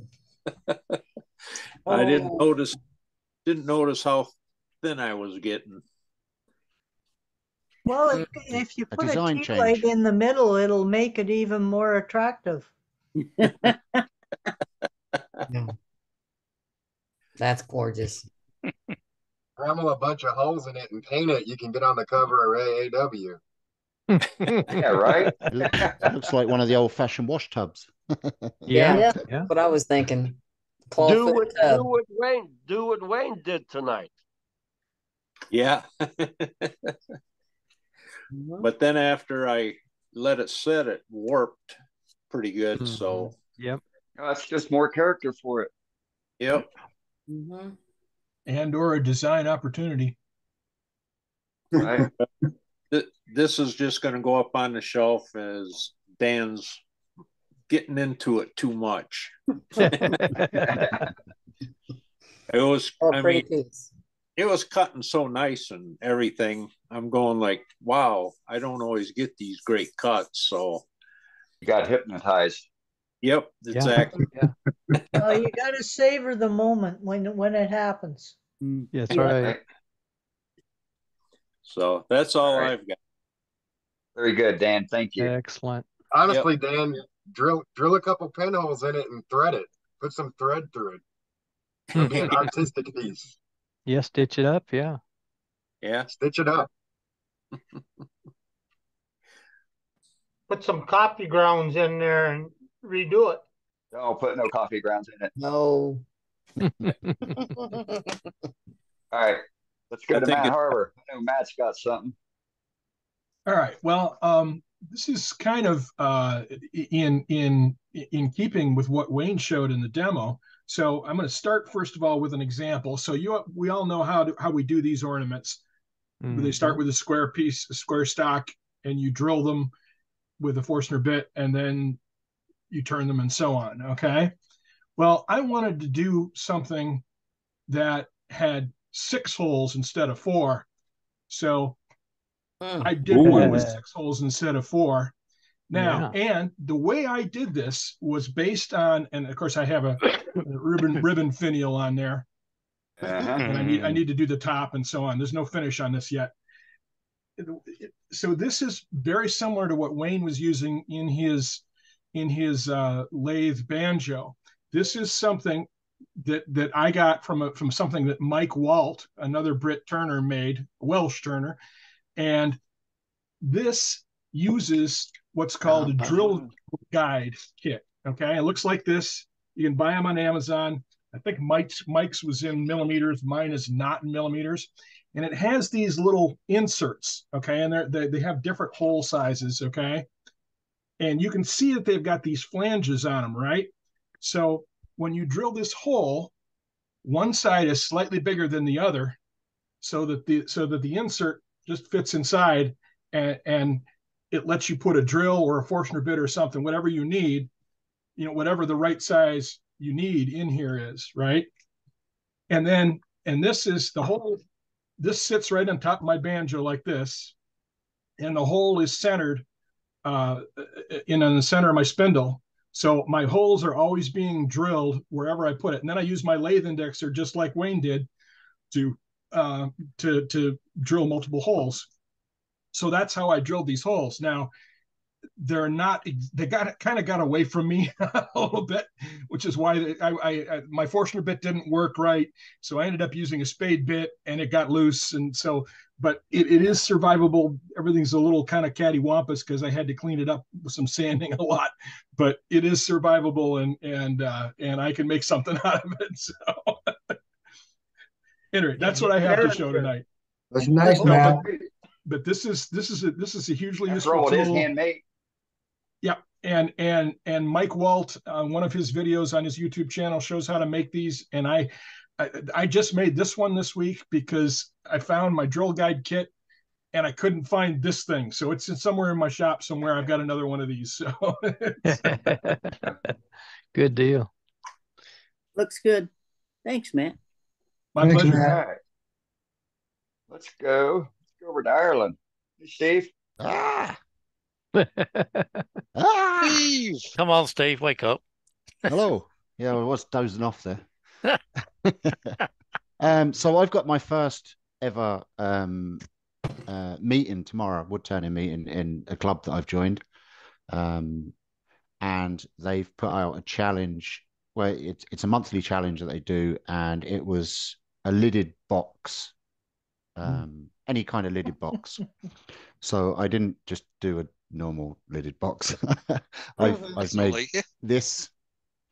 Oh yeah, I seen that on Facebook. So this is awesome. it's a double lidded box. It has sphere lids. And then this is turned from a large bowl blank. So this part of the base and this and all this is one part. The boxes go quite deep in there. They go to about just here. And then I've sleeved. This is ash. The white is ash. I've sleeved the ash then with walnut on the top to bring it all in together. And then I don't know if that's showing up. I've textured. Yes. Textured the sides. Looks good. And I've used iron and copper paint. So I did the iron paint first over the texture and then just brush lightly across this way with the copper. I don't know if it's showing through. Yeah, you can't see it. Yeah. And then I did opposite then here. I did the copper and then brushed it with the iron on top. And then I've textured the very bottom just to put a rim around the bottom. Okay. That looks great, Steve. Oh, wow. Very artistic. It's really good. One piece. This is ash walnut sleeves on this. This is sapele on the bottom. And then this was a blank that I actually bought from a local wood turning suppliers, and it's walnut in the center and beech either side. It was a blank that was already made up, and I cut the two spheres out of it. And that's that. It looks beautiful, Steve. Thank you. And it's sticking to the same theme that I've been working with bowl blanks this way on the lathe, right? So I had two tenons, one here and one here on the bowl blank, and worked it sideways, and then flipped it the other way then and turned it like a bowl to cut these out. So beautiful. Yeah. Wow. That's great. That's it. Thank Wow, wow, wow. Good stuff. Mate. Good A lot stuff. of thinking there. All Yeah, right. there's a lot of hours in that one. Let's I bet. staying in the islands. Let's go back to the UK and see what Paul's got. Hey, Paul. Evening. Well, morning. Evening. Paul. Not all at once, right? Yeah. Yeah, so I was at my workshop earlier this evening. I made this one. Oh, wow. Nice. That's the commission. This is on its way to India. India. It's a limited Very box. nice, Paul. Let me just pull the top off. Oh, there's the pop. So there's the inside of the lid.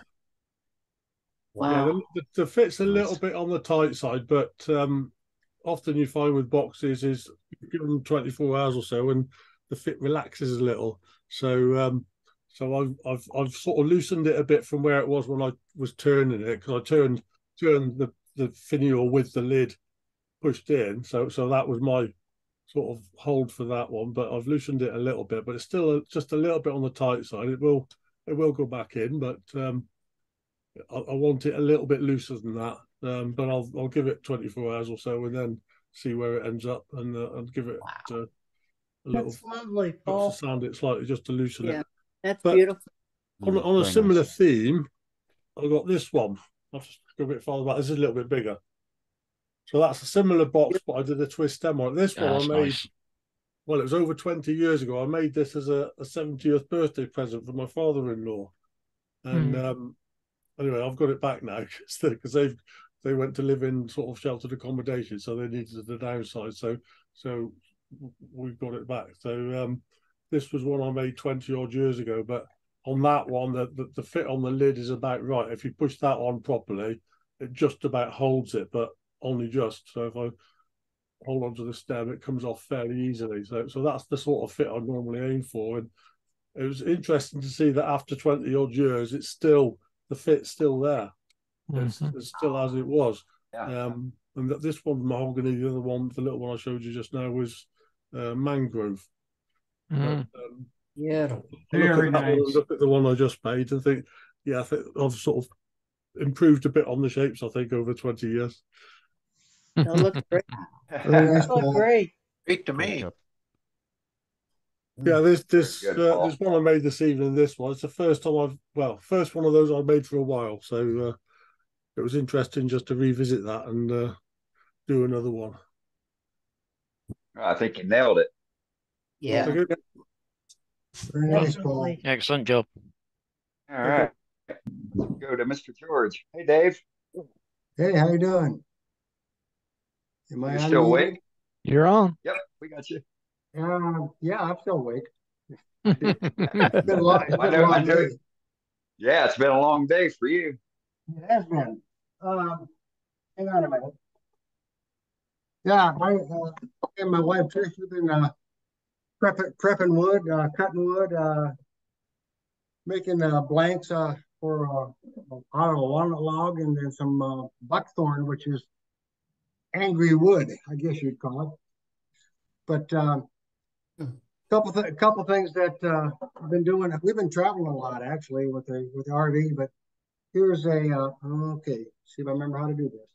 This here is it's a piece of crabapple out of my backyard. It was a small crotch. You can see the right through here and all that.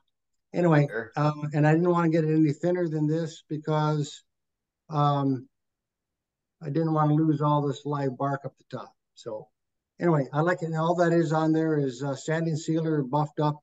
So it's okay. Looks very nice. This is my first, I don't know if this is a hollow form or not, but this is my first attempt at it. This here was a piece of spalted cottonwood off my backyard again, out of my big cottonwood tree, self-shedding. And so it's end grain, and I actually got it down to where it's fairly thin. And I didn't want to do anything real fancy with it because I just wanted to see if I could do it with the tools that I had. And I actually hollowed the inside out with some carbide tools that I had rather than my bowl gouges. So, and I assume you can use bowl gouges on the inside, but that's maybe beyond my capabilities at the moment. And again, that's standing sealer on that at this point in time. Gorgeous. This here Very good, Dave. I'm sorry? Nice. Very good. Thank you. This here is a piece that I got from my friend down in Tucson, Dane. I believe it's eucalyptus. Oh, look at that. Eucalyptus. Nope, that's Is that desert olive? Yeah, that's eucalyptus. That's desert olive right there. I can see the white there. Yep, desert olive. Okay. Because you and I were talking, and yes, when they dry and they're sitting in the wood pile, they look about the same. Yes, they do. So this here is half of one of the logs that you gave me, and actually I'm pretty satisfied with it. Yes. I didn't know what else to do with it. You did it justice. I think it looks super. I appreciate that. It looks great. I appreciate that very much. It came out some nice. hard stuff. You kept your grinder on, didn't you? You kept your grinder on, didn't you? You kept your grinder. I did. No, I can't believe my grinder never shut off. because every time I make about 3 cuts and then I'm back to the grinder again. Yeah, that stuff is hard. It's that hard. I was very surprised at that. You warned me of that, Dane, and I figured, it can't be that bad. Yes. It was. The other thing is that been doing a few things is that the ribbon finials. Nice. There you go. Now this here is out of cedar, Western red cedar, and then I dyed it with because Dane, again, you're kind of my mentor here. Using a RIT dye, so I did use RIT dye, and then I did it'll come to me here in a minute.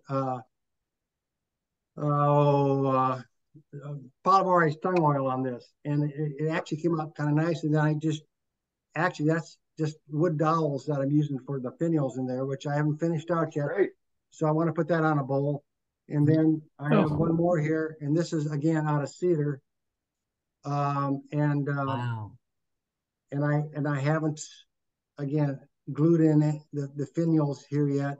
I'm still kind of learning a little bit on this here, because that should go down in a little bit further right there, like that. So anyway, there you go. the ribbon finials are they're not. That is a great idea. That's a I like that finial. Yeah. That is so cool. Well, thank you very much. I appreciate it. So anyway, again, I've learned a lot from everybody on this on this club here, so I appreciate it. Anyway, that's all I have to show tonight. Oh wait, we one more learn thing. something from you. I have one more thing, and I'm looking for input in it. But my wife says I'm design challenged, because this here is a piece of spalted cottonwood again. It's still in the chuck, and I have it down to about I don't know, it's a little over a 16th. But then I was going to make a lid for it, so I laminated walnut and hard maple.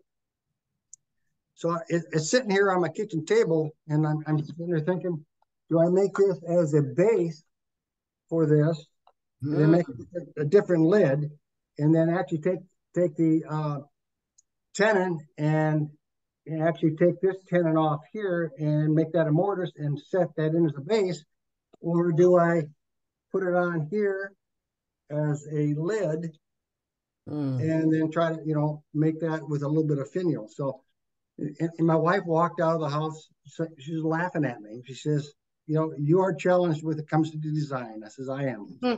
I would flip that lid up You the would other flip way. that lid?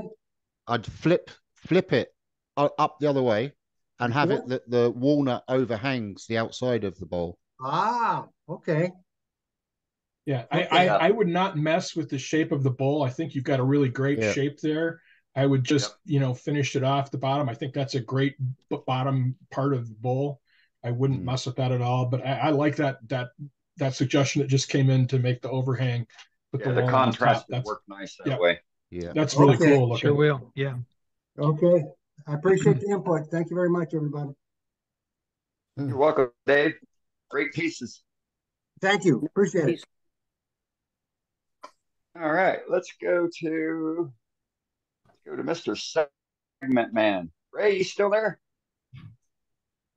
There he is.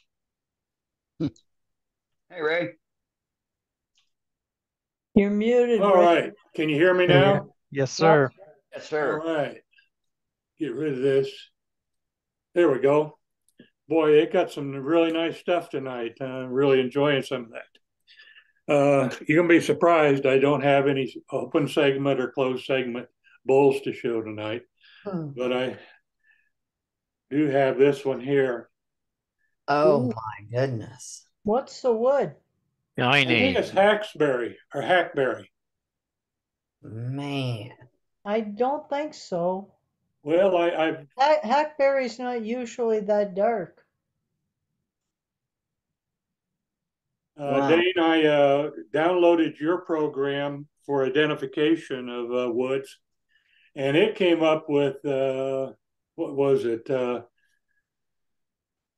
Alligator juniper, and all I had was some bark.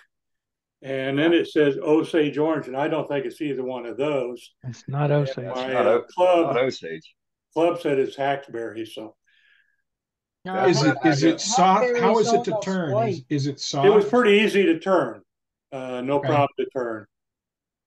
Let me change my light just a little bit. Did you have any sapwood on it when you turned it? No, I didn't. Yeah, hackberry is almost Juniper white. cedar, that could possibly be juniper, but that's not hackberry. That is cedar. Yeah, that's cedar. That's cedar. Beautiful. It had a lot of limbs, and so it just has some really nice figures in it. The grain's Really, nice and tight. yes. They look great. Yeah, that's cedar. You think that's Yeah, cedar, huh? that's probably the alligator juniper. That's the same thing as cedar. That's cedar. Okay. And did it smell good? Did it smell good? No, it really didn't. It didn't have that cedar smell. No. No, that's gorgeous. Yeah, it definitely looks like cedar though. I got another bowl that I'm making out of it, and I really do like the color and all the grain in it. Yeah. And it's just finished with water-based polyacrylic and Axe sanding paste and wax, so give frame and shine. What did the bark look like, Ray?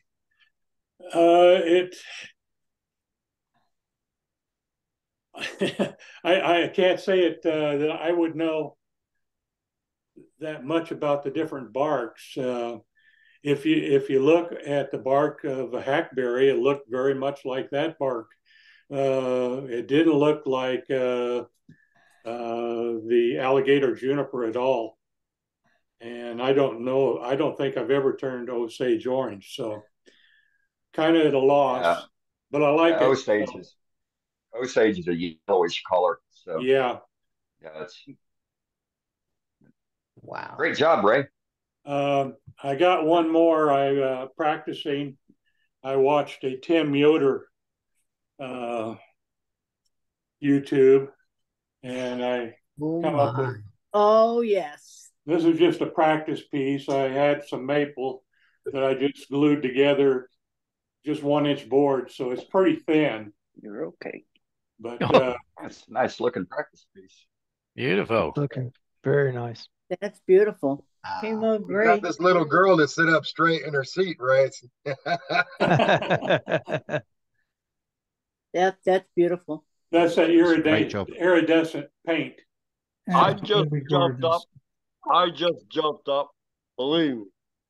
That is gorgeous. Thank you. Yeah, This is just a practice piece. I hope the next one's a little better. Dana, I have to say I tried your finish, and I didn't have much luck with it. It couldn't get it to dry. The we call it the I forgot now. Tongue oil. Tongue oil, right? And that's all that's on it. But it took forever for it to dry, and I never did get a nice glossy finish on it. So I don't know what I'm doing wrong, but we'll try it again. Yeah, we can talk if you want later on. Okay. Sure.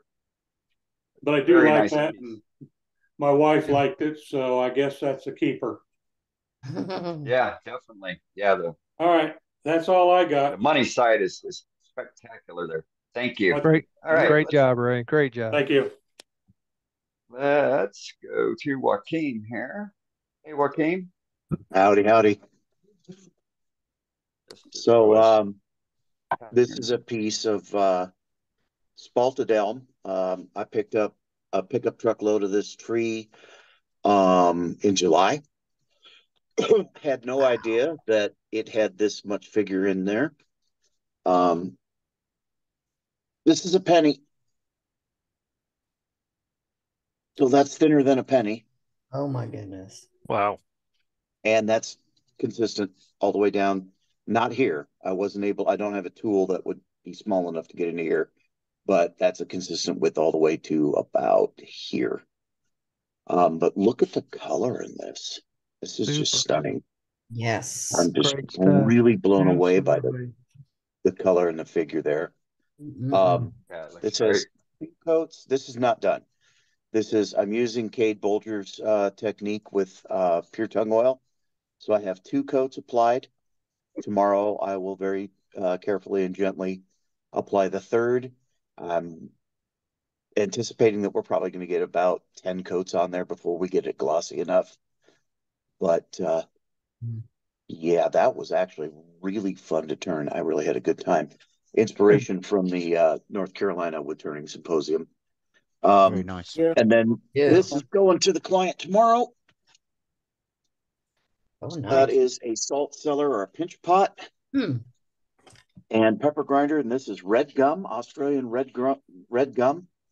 Wow. And he wanted 80-20 wood to resin, which red gum had enough inclusions and everything that this is all resin here. I could actually match that request with red gum. So this is a French fit. It's too loose. I will use that forever now. You guys are killing me. Let's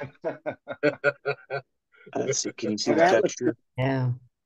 Got just a little texture, a little feature. And so that's a pinch pot. Get your salt. And then the pepper That should mill. be I love upside these down if antique it's style. Australia. I love these antique style pepper mills. These are so much fun. The problem is they don't make them stainless, so you can't make one. He wanted salt and pepper, and they don't make this. He very much specifically wanted this, and they don't make it in something that's salt resistant. So I convinced him that a pinch pot was the way to go. So there we go. And in spite of taking almost a quarter inch, another reason I'm liking this Australian red gum, I took almost a quarter inch out of there between the lid and the body, and we still have a really, really good grain match. Good. And so that was pretty impressive. That's on the wood, not me. So there we go. Very cool. Nice. Very nice. Nice job, Joaquin. Thank you. All right. All right. Joaquin, I had Eddie here. Joaquin, I saw photographs of you and a bunch of folks you hung out with last week. Yeah, I got to hang out with Kelly Shaw, Jim Duxbury and his wife. What's wonderful people. I think they're at a physical club meeting tonight. Jim Duxbury had me in the shop for 10 minutes and taught me something I could pass on. I met Barbara Dill. It's kind of fun to meet one of your heroes and find out they're an actually delightful person. Jerry Meismer was doing hat demos, which was a great demo. I got to meet Trent Bosch, talked to him about his hollowing tools. I met the Thompsons with Thompson Lathe Tools, the Arigis from Bestwood Tools. It was fantastic. That was my first wood turning symposium ever, and that has to happen a lot, like a lot. It was a lot of fun. It was amazing. Yeah, it looks like you had a ball, and it's good to see all you folks got together. Oh, it was wonderful. Right. Yeah, it was good to see. It was wonderful. I'm hoping I find a way to save the money to go to SWAT next year, because apparently the North Carolina Symposium wasn't nothing. Well, they're all working at it, but we'll save you a seat at SWAT. They're saving me one, and my boss told me she's going to take me no matter. And I love this. She said, no matter what. Because I got half a chance. Right. All right. Let's go to Kelly here. Kelly, what you got? I can't wait to see you at SWAT, man. That'd be pretty cool, Captain Eddie. So I'm going to share the screen real quick, and I'll bring up this folder right here. And so here's some highlights. You got this. You didn't remember. Got to have your picture up before you do your shit. You got to have your picture up before you do screen share. Oh man. Okay, hang on. I thought you remembered. And, all right. How about if I do this? Brooklyn's paying attention, so she'll know how to do it going forward. There you go. That's how you do it. Boy, if that's not a crowd, is it? Man, Right? so it's really cool to meet Patrick and his wife. Look at those reprobates. This is Super awesome. They Joaquin's don't look awesome. very happy though. What the heck, man? Check this out. I got to go That's a hang out with Buckspur. Jim, and he walked me through making one of his signature pieces. And these are really, really cool to make. That guy is a wizard, a genius, and an inventor. And but I will tell you something about Jim. Whenever Rita wasn't in the room, he told me just a quick snippet about where he met her, and he said that she's mine. She said the first time he met her, he said she's mine, and she's wonderful. So if a genius picked out Rita, you know she's probably pretty awesome. But here's us standing out in front of the house after we made it. Oh, and who's that? Wait, I got to bring that back up. Hang on. There we go. It's Beanie. Birdie. Beanie is really cool. They carry Beanie around all day. A crazy bird. There's Jim in his shop. If you walk through the door of Jim's shop, you've already learned something that you never knew before. I mean, as you walk through there, every millimeter, every step that you take is some kind of crazy, awesome invention. Tips and Trick Day should be dedicated just to him. There he is again. There's Joaquin. See now, one thing that drew me to wood turning, other than something flying 45,000 miles an hour and I get instant gratification making something and impressing people, even if it's nonsense. The other thing that actually drew me to wood turning was the people in it. I think about 95% of us. I take that back. 90% of us are super generous, awesome human beings, and it's so the camaraderie is unbelievable. But Joaquin, just on a whim, even though it was way the hell out of his way, picked me up and took me all the way to the Duxburys, and then came back the next day and took me all the way to the airport. That's the kind of people that I like to kind of be. I like to be around people like that. That was no big deal. It was within an hour of my house. No big deal. You should say. Anybody know that knucklehead right there? Well, yeah, if you know that I recognize that character. You recognize that knucklehead? Oh yeah.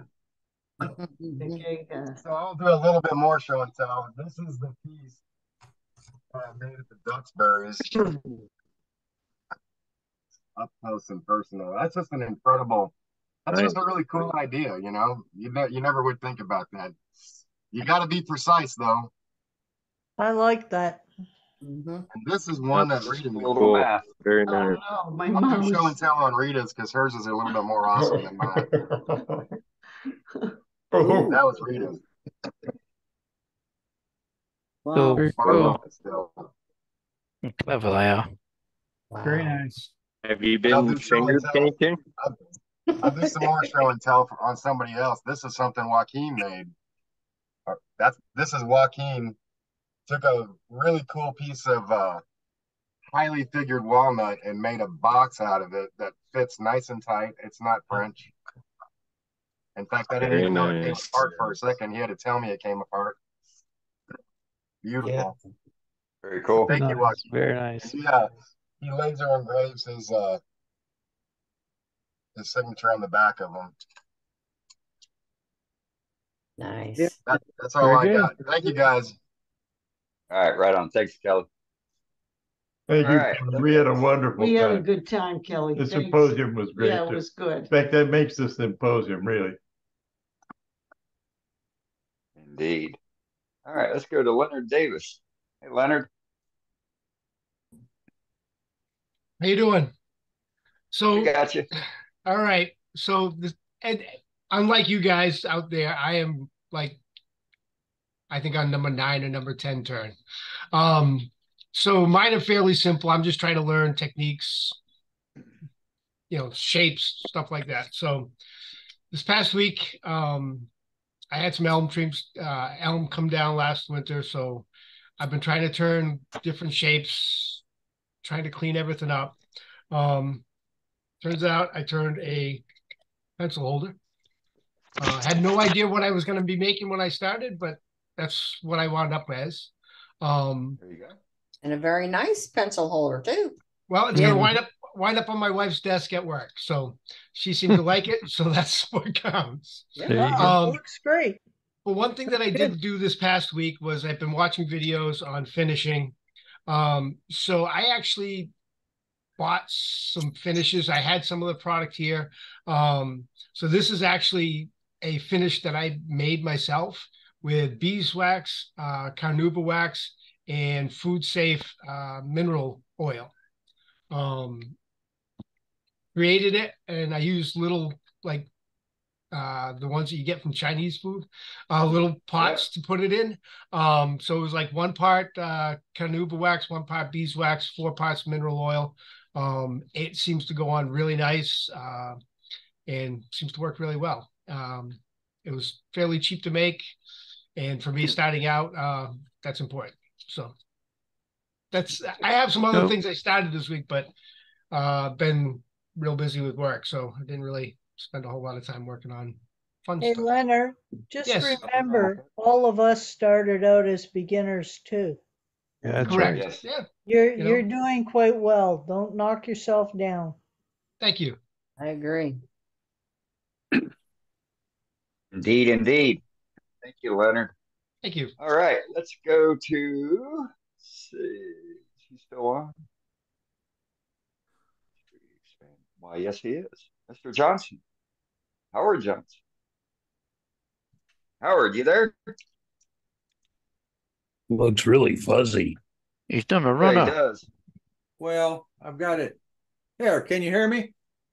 I can hear you. We can't see Don't see anything. anything. You got that reactive background going on. Okay. We can see your hand. A couple of The weeks beard ago, got a couple of weeks ago, I showed some projects that I started on, and one of them was a Christmas tree that I carved out of. I turned out of mulberry, and I went ahead and if I can get it to focus. There we go. Come on, focus up. Yeah, I had it. Come on. There we go. I went ahead and colored it. Put acrylic paint and did some little bit of white reflective paint on it. So anyway, and made me a little star on top. So anyway, that was that one. And here's a couple of background's really messing it up. I know. Yeah, I don't can know you what's turn going that? on. Can you turn that off so we can see them? I don't know what's going on with the crazy thing, but anyway, this camera's not the best in the West. Maybe it's the back. It's that reactive backdrop. It messes with. How do you get rid of that? Be in your settings. On my settings. Well, I can't find the settings anywhere on the video settings. Under stop video, you can eliminate what you have there, blur background. Oh, okay, gotcha. Okay. And let's see here. A webcam. Okay, I got it. Come on. Sorry about this, guys. That's all right. There we go.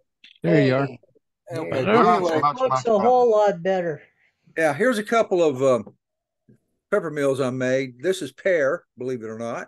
Beautiful.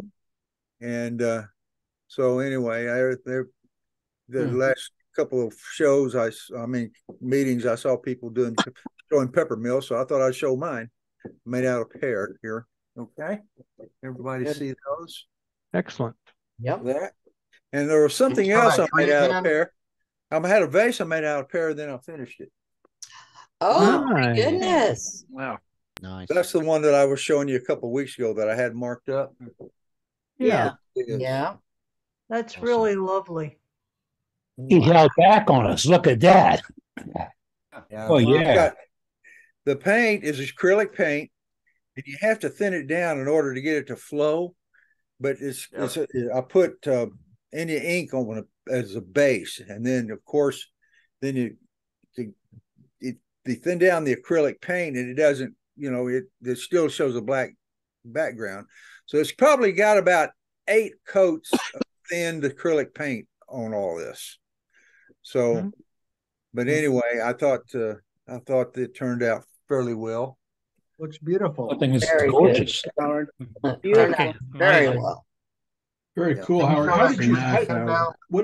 What did you use to thin the paint with? Water. Gotcha. Just water. That's all it did. And this right here, you notice this is kind of a greenish. You can't really tell, but it's kind of got a green tint to it. It was something I learned from a carver. What you do is you paint like this is white. This is all white, but then you take a very thin coat of whatever color you want and do a wash on it. So I just did a very thin coat of very, very dilute green paint, and it comes out to that particular type of green color there. Very nice. Very nice. Yeah. So I'm a big fan of texture and color. So yeah. Anyway, this is our club, which is North Texas. Woodturners North Texas has in their Christmas banquet the first part of December, and we have an internal auction. So this is going to the auction. Nice. So hopefully it'll make a pretty good penny for the club. So Yeah, it looks very nice. Yeah. Yes. Very nice. Anyway, that's my show. So anyway, thanks a lot. Right. Good Very job. good. Very good. Hey, Howard, where did you get your mechanisms for the pepper mill? Penn State. Penn State. Okay. Yeah. Yeah. I'll have to look for them. Are they ceramic? Or are they just everything stainless? These are brass. Brass. Now the internals, I don't remember. I think they may be ceramic. I can't remember. Here, let's just take it apart and find out. We can. I don't know if I can get it apart or not, but that's okay. What's on the bottom? Yeah, here we go. Here we go. Let's see. Here, see the bottom is ceramic. It's plastic, actually. The grinding part's plastic, but the above ground stuff here is brass. It's real heavy. See, so you can do pepper and salt. Yeah, I like the looks of them. Yeah, I found this spalted pear. I thought was really cool looking. Oh yeah, it really is. Yeah, it is. Oh, very nice. Howard, anyway, can you bring that tree back around now that that little thing's not on the video? Oh yeah, show the Christmas tree so we can see it this time. Sir, Can you bring that tree back up since that thing is off the camera? I'm sorry, I didn't understand. Your tree? Yeah. Your Christmas tree. Oh, okay. Here we go. Yeah, it's just like I said, it's got Indian ink base, and it's got a green acrylic. On this one, I just didn't put to paint it. What you do on this one, in order to make sure I don't know if you can see the texture or not, but it's got some texture all the way around to kind of simulate the boughs, I should say. But what I didn't dry brush it, but I did a process what I call fan brushing, where you take and get wet paint, but just a very, very little wet paint in your brush and just barely go over it. And it builds in the color. It takes several coats, but it doesn't hide the texture. Dry brushing I just don't have the patience for it. So anyway, but this is that iridescent white paint, and it kind of makes it look like it's snow on the edge. Good job. Good job. Very nice. So anyway, very cool. But anyway, right on. Thanks, Howard.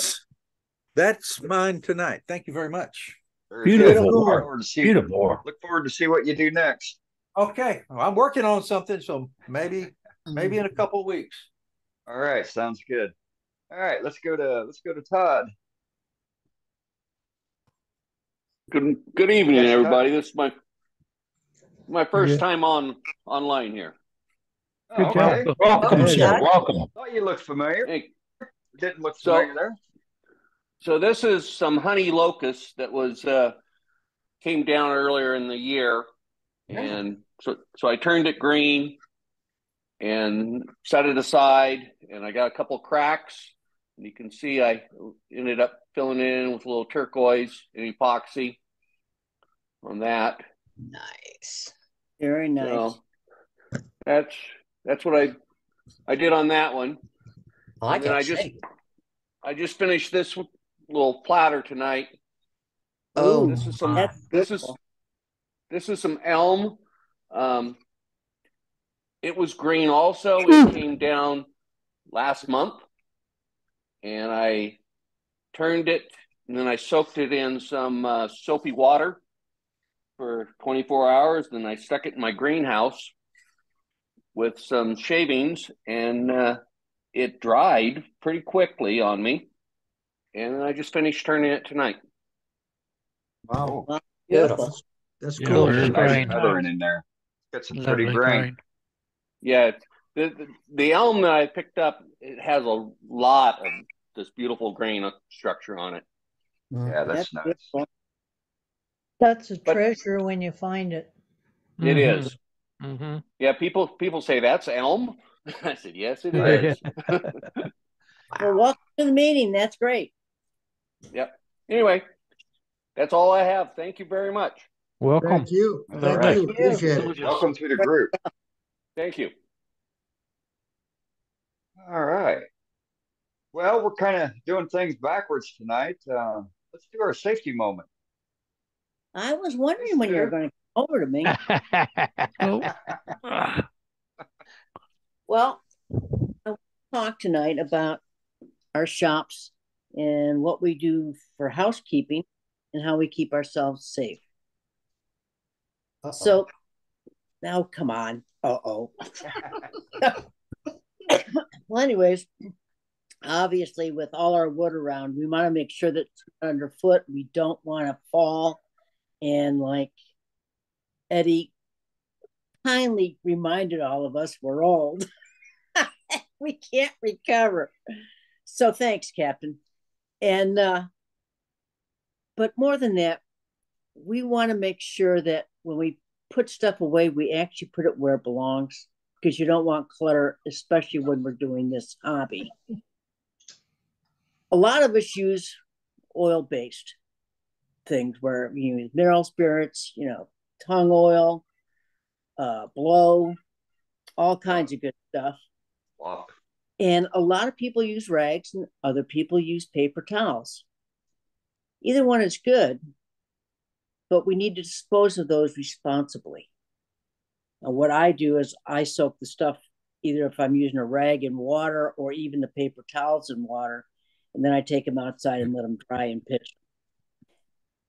Some people have the red fire can that they can put it in. But spontaneous combustion is easy to occur. So make sure that when you're handling oily rags, oily anything, paper towels or whatever, make sure you handle them responsibly. Also, on that thought, you all should have a fire extinguisher in your shops. They come in cute little bottles now that you don't have to be able to lift 50 pounds in order for them to work. But you should all have a fire extinguisher in your shop. They look like that, Sue? Pardon me? Look at me. It looks just like that. Yeah, but I can't see it. That was good. Let's see it, Dane. Yeah, but mine's much smaller. That's a big one. That's a big one. It's a one-hander. It's a little bitty one-hander. Gotcha. So, folks, let's think about our safety. Let's think about not having fires in our shops or burning our houses down. And be careful with your surroundings. Be responsible with putting stuff away properly and disposing of stuff properly. And on that note, I hope you're all safe this week, and I hope to see you next week. Thank you, Right on. Sue. Thanks, Sue. Thank you, Sue. Yes, Sue. Thank you. Yep. All right, Yep. Captain Eddie, let's go back to you for a little while here. We'll wait and see if anyone else wants to show anything.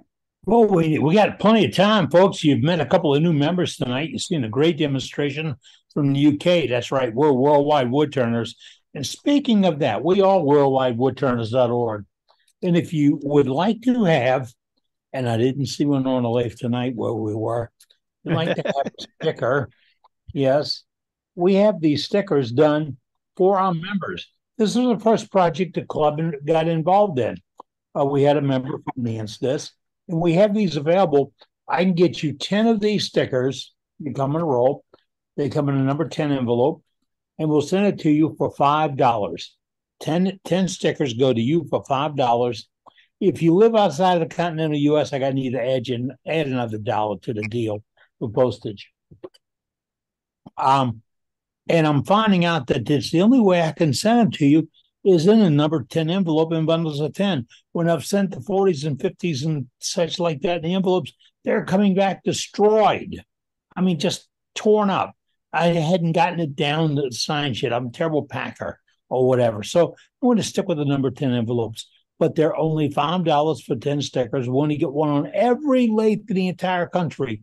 We want to have a sticker for worldwidewoodturners.org. To spread the name of our club, let folks know who we are and what we're doing and how it's all about. But better than that, can I get to Brenda? Let me get over here to Brenda.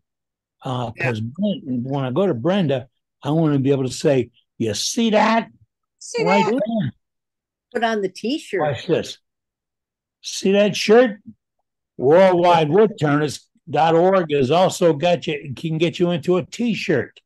Yes, because we've made a deal with the manufacturer to produce those, but it's your shirt we're producing.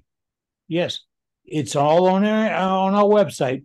The world's greatest website in the entire world, or the greatest website in the entire world dealing with wood turning is ours. And we've got the information on there.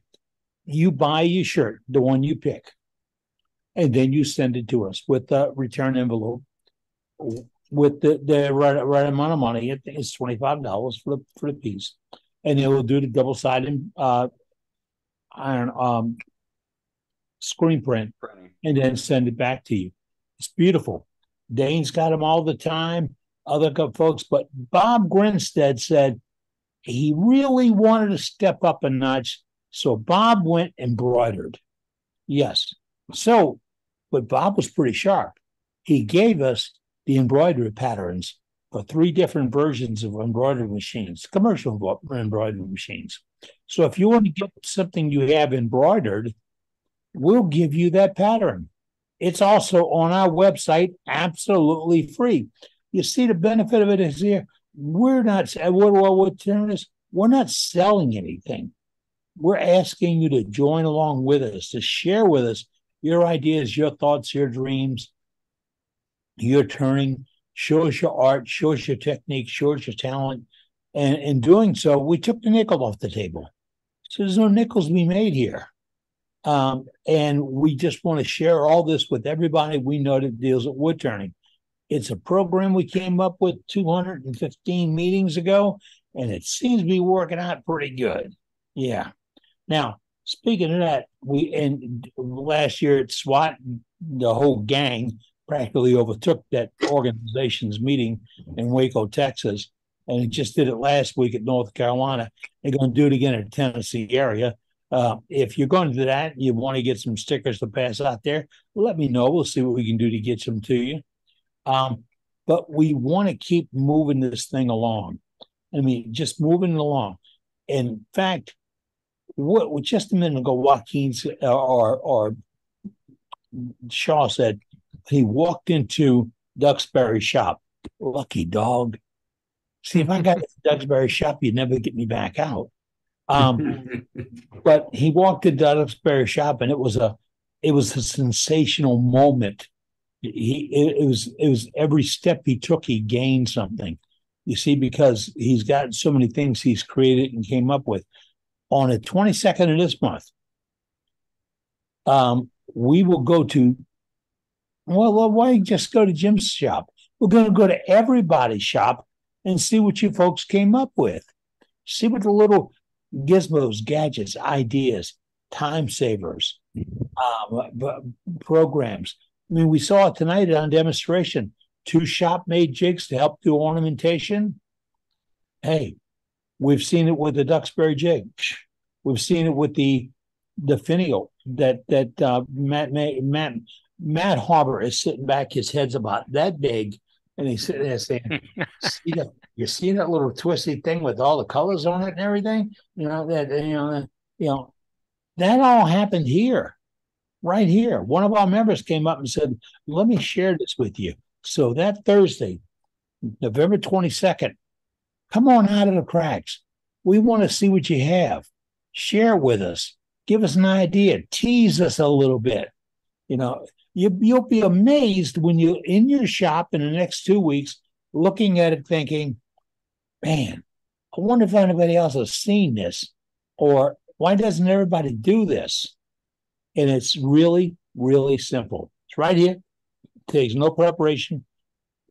Pardon me, bring the piece, bring the tools, whatever, boom, right here. And you can do it all with your camera right in front of you. It takes no special equipment.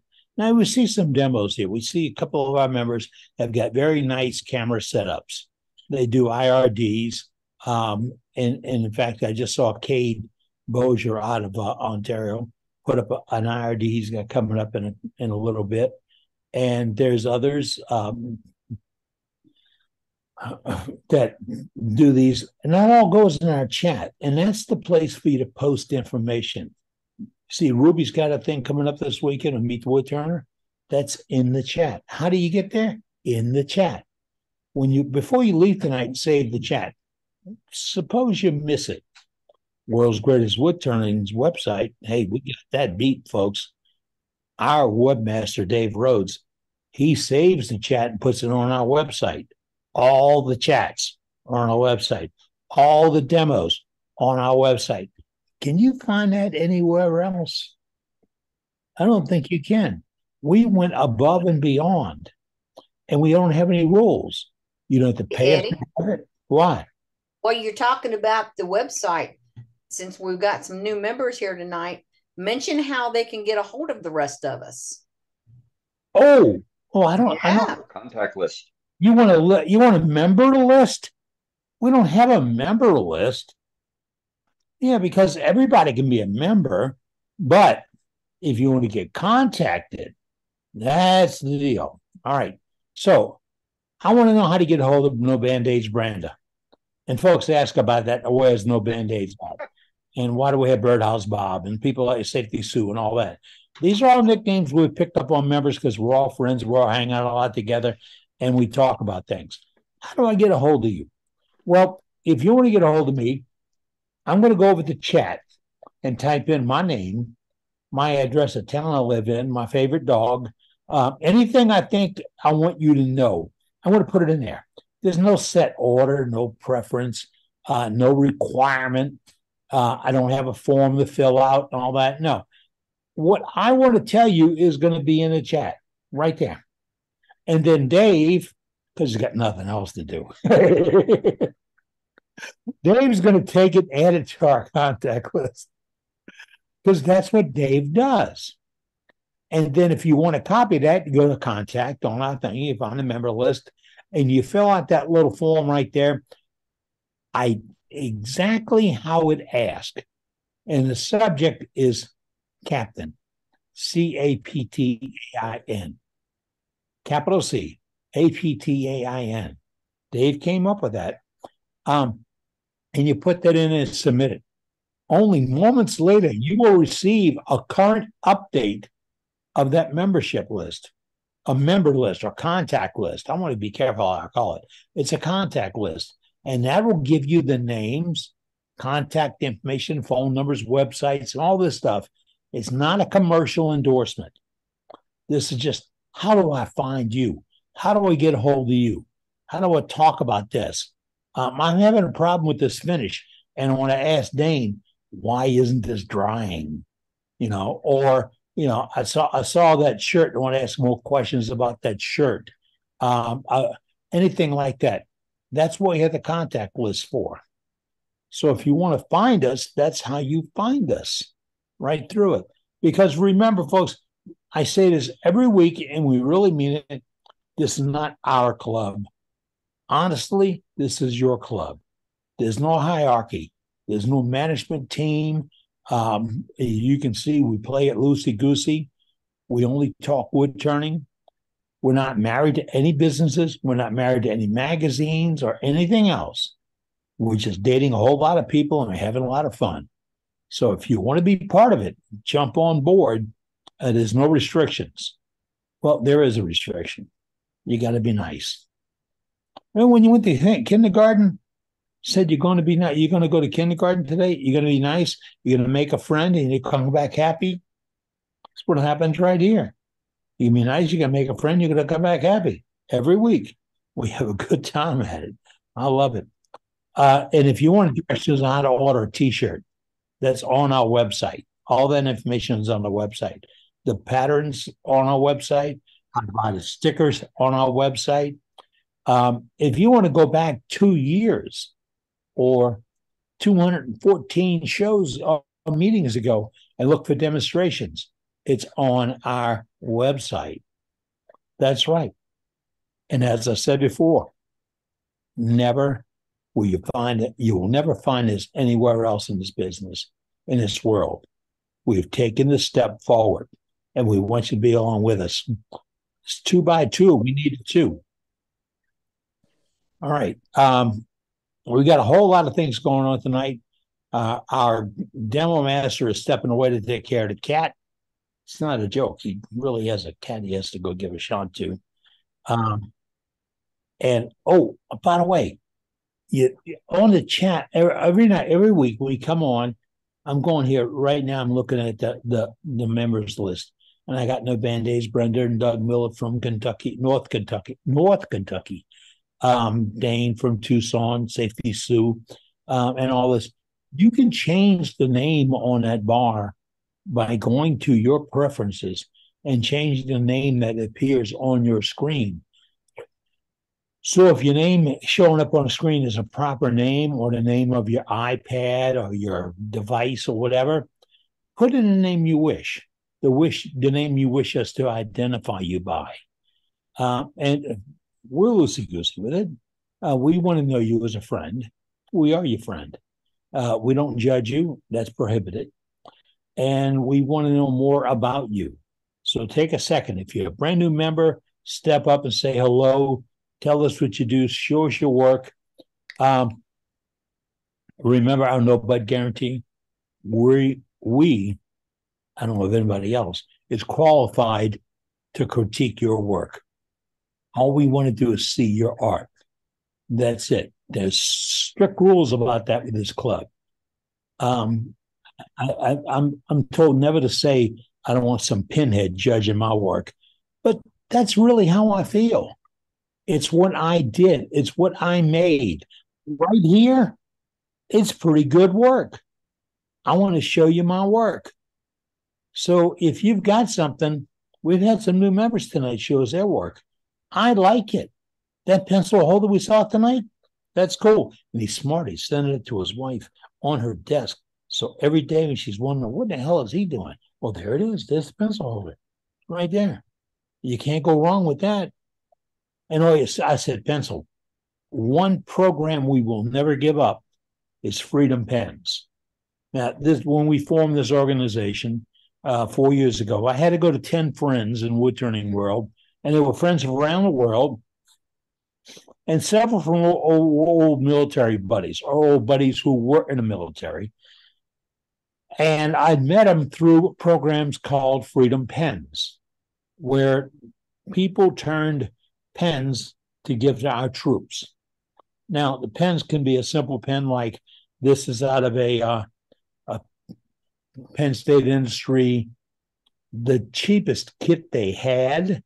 At one point, I was buying them for $1 and a nickel a piece, and I'd buy them in bundles of 100. Turn a simple pen like this, and it come out of my shop using scrap lumber or unused lumber. And I would send this to Sergeant Joe Kelly, who used to live north of Baton Rouge. And Sergeant Kelly, Sergeant Joe, would get these pens to active troops as a thank you for protecting our freedom. I got into this program, into a lot of programs following Freedom Pens. I bumped into Doug Rowe with Freedom Pens. I rubbed into a bunch of other folks with Freedom Pens. We still do Freedom Pens. That is also on the world's greatest website. So if you want to turn a pen for a troop, and it can be a simple pen, it can be, well, I think Charlie Bundy. Yeah, it was Charlie. It was. Yeah, that showed us. He did some pens, kitless pens. That's a kitless pen. That is using a Bic refill that I got for 9 cents at Walmart. And I turned a wooden pen, and I used a drill bit from a mandrel. I have videos, and we have videos on how to do that. And you use it. It's so simple to do. It's a stick of wood, a drill bit in your drill bit, and thing, and that's the mandrel.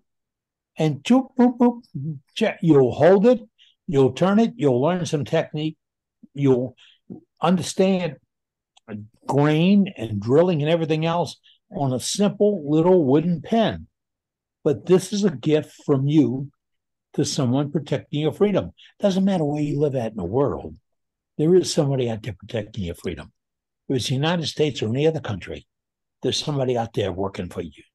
So you give them a thank you, because you know they're not getting a big paycheck for it. They're putting their heart and soul into it, or they're forced to do it. So let's thank them. It makes a big, when you get a gift like that, it makes a big difference in how you feel and how you work. And I've been there. A lot of you folks have been there. A lot of y'all know folks that have been there. And it's Memorial Veterans Day is coming up this weekend. Please think about a veteran. Turn a Freedom Pen and get it out there. It's a special program. Let's see. I think we have covered just about everything except more gallery, and we have about 30 minutes left before the formal meeting ends at 9 p.m. And that's when it becomes informal. Anything can happen. Anything can happen. And it has happened. Yes. But if you have something to show in gallery, put it in there and say, I have something to show. We'll call on you. Once we introduce you, start speaking, because we got to look at like 100 names on the screen and see which one is turned to yellow and blinking and such, so we can highlight you. And we'll go right back to gallery. Jane Chandler handles on gallery for us. And we have a whole bunch of folks like Dane that we call co-host. And we're all in the pocket tonight, all helping us produce this program. And we're all doing it as volunteers, just like you can. Jump on board. What you got, Dane? Well, we got a little girl that wants to show something. Let's go back to Kelly here and see what Brooklyn's got. Oh. Kelly showed us a pen last week. Miss Rita Duxbury gave me this mouse. Kitty. I love it. Aww. Oh, that's pretty Very mouse. cute. And Really it's got a good, magnet Coach. on the bottom with her name on it. Oh, cool. Okay. I'm gonna turn one and show it next week. All right. All right. Very good. Very cool. cool. Very cute. Very cute. Nice one. Dad gonna turn a bigger one? You're gonna turn around. Yeah, we have a couple of those. maybe turn one together. I think I'll turn a gopher and go stick it next to the window in a shop. We have a big one. We even have the cheese.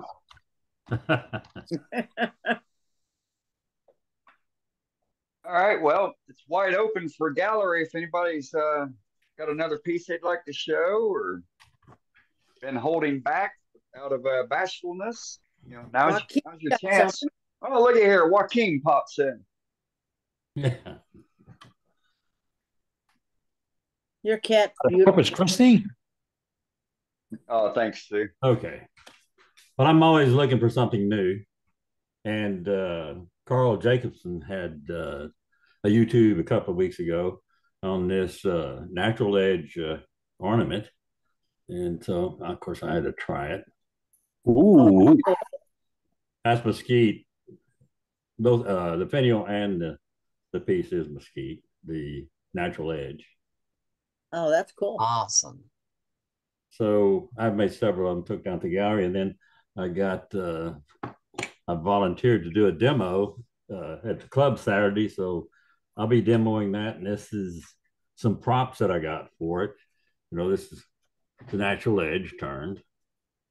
Then the finial, you put a dowel on the end to run through it, and make you a cap that'll go on that, and you're ready to go. Wow. Good job. That natural edge thing, is that like a limb or something? Yeah, it's just the limb like so, Jim. Okay. Oh, I see. Yeah. You turn the inside first. Yeah. Okay. And so I thought, yeah. with Bob,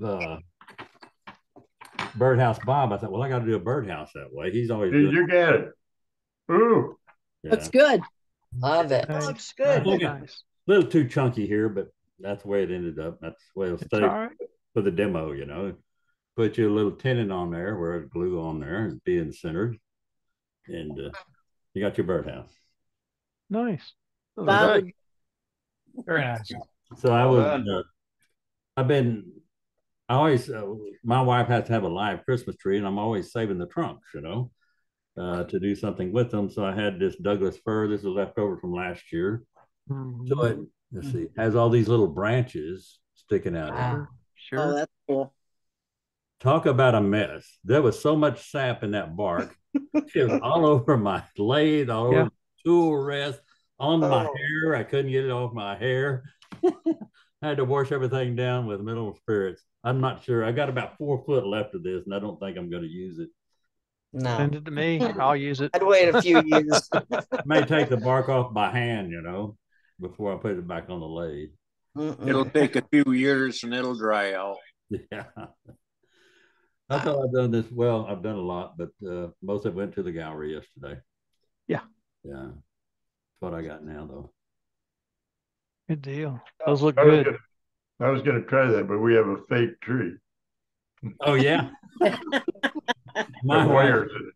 It's got wires. Every year we got to go shopping for a Christmas tree. Drives me nuts. And in July, you get a needle in your foot. Yeah. They ain't cheap either. Jim, you got anything? No, I don't. I've been taking pictures. We've been busier than I'll get. We've been to the symposium and Oh, I know. yeah. All right. Let's go to Terry then.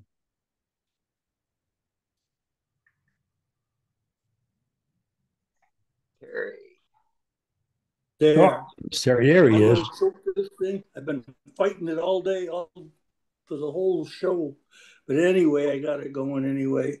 This looked like we were a little slow, so I was out in the shop. I've had a bunch of things going on, haven't done much turning. But one of the things we did is Joaquin come last meeting, saw him, talked to him.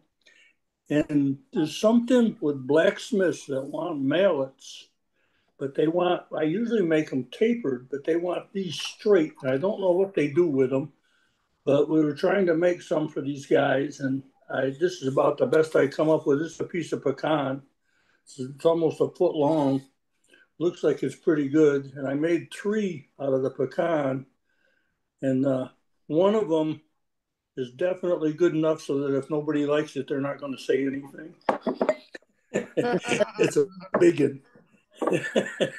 But this one, I think it might work for them. This is made out of mesquite, and it's really heavy. It's like 3 inches in diameter and 10 inches long. I can't quite understand why they want it straight for a blacksmith. I don't understand what they're doing. Maybe Joaquin will shed some light on that over the after he figures out. But Yeah, anyway, they're similar to I don't know lead hammers. Yeah, maybe they're shaping the metal with it. They use it on the edge of that's the what I would blade. assume. I didn't understand exactly what they're doing. It's it's troops that are doing this at their rehabilitation, and this guy asked me for these mallets. They use it on the edge, and I've never seen anything done like that with a wooden mallet. So I guess I'll find out Saturday exactly why they want these and what they're doing. We'll be taking them down to them. And it was all over the phone, and the guy who was helping them didn't know anything about it. But we will furnish them the mallets so they can do what they want. Well, I got 4, but Yeah, one's big that'd be enough interesting to hear. beat cars down with. Do you know anything about that, Dane? No, I can't wrap my head around what they'd be doing. Me neither. I mean, everything's done with a hammer. I don't understand why they want a wooden mallet. Right. But it's interesting. I'm looking forward to finding out, won't we, Terry? Right. Yeah, we'll find out. Yeah. Huh? Yeah. Then I was out cleaning the shop I've quite a bit of stuff before, and I wonder if the reason why they want a wooden mallet is because the cold steel of the hammer is not drawing the heat out. Maybe they're wanting to hit it and not lose the heat quite as quickly or something. I don't know. I've done blacksmithing myself and knives, and I don't understand. Yeah. I've never used a wooden mallet, but it doesn't really make much sense, actually. Makes no sense. So one other thing I've been working on is I was trying to keep the shop clean and trying to make myself work wearing masks and dust masks and shields and everything else, trying to keep the dust out of me and trying to clean the shop up. And I going through the probably the morgue, the pieces that I started before. And they were just laying around, and I've been sanding on this for a couple of days. This is a homage to John Jordan's stuff. I took a class with him a long time ago. I don't know, some of you probably know John. He passed away a while back. Yeah. Very well known in the community. And I just been sanding on this, going as much as I can. I actually went too far. Right here, when I'm hollowing, right here, I always get it too thin. It's when the transition from one side to the other, and it cuts real easy. And if you look real carefully, I got a hole through there. I had another one that I tried that I ruined completely. This one I'm going to live with somehow. Some glue and some sawdust or something. I don't know. But anyway, I've done several of these, and they're really pretty attractive. This is a smaller one. Yes, they are. I think it's a piece of maple, and it came out pretty good. I actually sold one of the bigger ones last month, but they come out pretty nice. It's got a lot of figuring in it, and I like it a lot. And this is a mesquite one. Oh. Wow. It came out pretty nice. It's one I did a while ago. It's not perfect. And anybody that knows John Jordan's work will never mistake one of my pieces for his. I promise you. I had somebody comment. Hey, Terry, show the top. Yeah. Show the top, please. The top, where your left hand is. Show the top. Yeah. No, bring it down towards the camera. Towards us. Turn it 90 degrees. Turn it 90 degrees. Roll the opening towards the camera. The opening at top towards the camera. There you go. Wow. Yeah, they come out pretty nice. My God. I had somebody comment one time saying that, yeah, that's a lot like John Jordan. And I said, yeah, it is. I went to his class. And they said, well, you shouldn't. That's patronage or whatever they call it. And I said, well, I'll tell you what, if John Jordan ever takes offense to anything I'm doing, I'll take that as an ultimate compliment. Because his pieces don't look like mine. Well, I'll tell you his what, pieces. I couldn't make one look like yours either. Hey, Terry, on the first one you did, cut it all the way through, all the way down, and make leaves coming up. Yeah, I thought Really? about that. I got Take another a one. quarter, take a quarter inch right out. Take a whole quarter of an inch all the way out. Yeah, take it out all the way down. You'd have leaves all the way up. Be beautiful. Yeah. But with my turning abilities, it's probably not the same thickness all the way down. That's okay. Round It's it out, pretty round close. the edge. No, round the edge out. Yeah, No, round the edges so you can't see sure. it. Yeah. It'd be great. I might try that with the other one. But I got probably 6 hours worth of sanding in this and grinding and cutting and turning and playing with it. It's kind of unique to get them through there. But I found different tools that works best for sanding. The best thing I find for sanding is little sticks with steel and stick sandpaper on them. Just little kind of like tongue suppressors or something. And you can get a pretty nice edge of them. But anyway, that's what I got. And we'll find out what these clubs are for Saturday and maybe let you know next week. You Yeah, get sounds real, good. you get real smart with the sanding. Yeah. Pushing that thing back and forth. So that's what I got. All right. Bill, Thanks, Terry. taught this and All right, let's go back to Doug. He's got something to teach this the proper way to do All it. right. Last week I shared a piece with you. Well, there we go. Last week I shared a blank with you that I was questioning what it was. After your all suggestions, and I took all that to Wood Database. I'm pretty sure it's Kingwood. It's definitely a hardwood for sure, and it's heavy as it can be. I found another piece of longwood that I was wanting to cut up. It was a scab. It was that outer edge when they go to cut lumber. Is that outer edge where the bark was, and the bark was off of it as I got it. So there you can see what little bit of bark is left. That was about as much bark as there was on all of it. This is just something else I'm wondering about what it is. There's the oxidized side. It's pretty brown, and I know what I'm guessing it is because when I cut into it, what's that? Osage. That's what I thought. That's what I thought. If it's soft, it could be mulberry because mulberry does that. That was my other thought, either mulberry or Osage. However, it's not soft. It's just hard. I can tell by those radial grains that's Osage. I figured it was. I had as I started cutting into it. In fact, from this side, I thought it was cherry.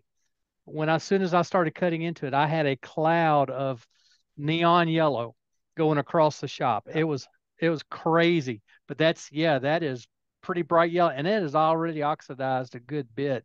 I was amazed how much it's changed in less than 24 hours. Well, just over 24 hours, I guess. But I wanted to confirm that was Osage, and I've even written it Osage right there on the back side of it.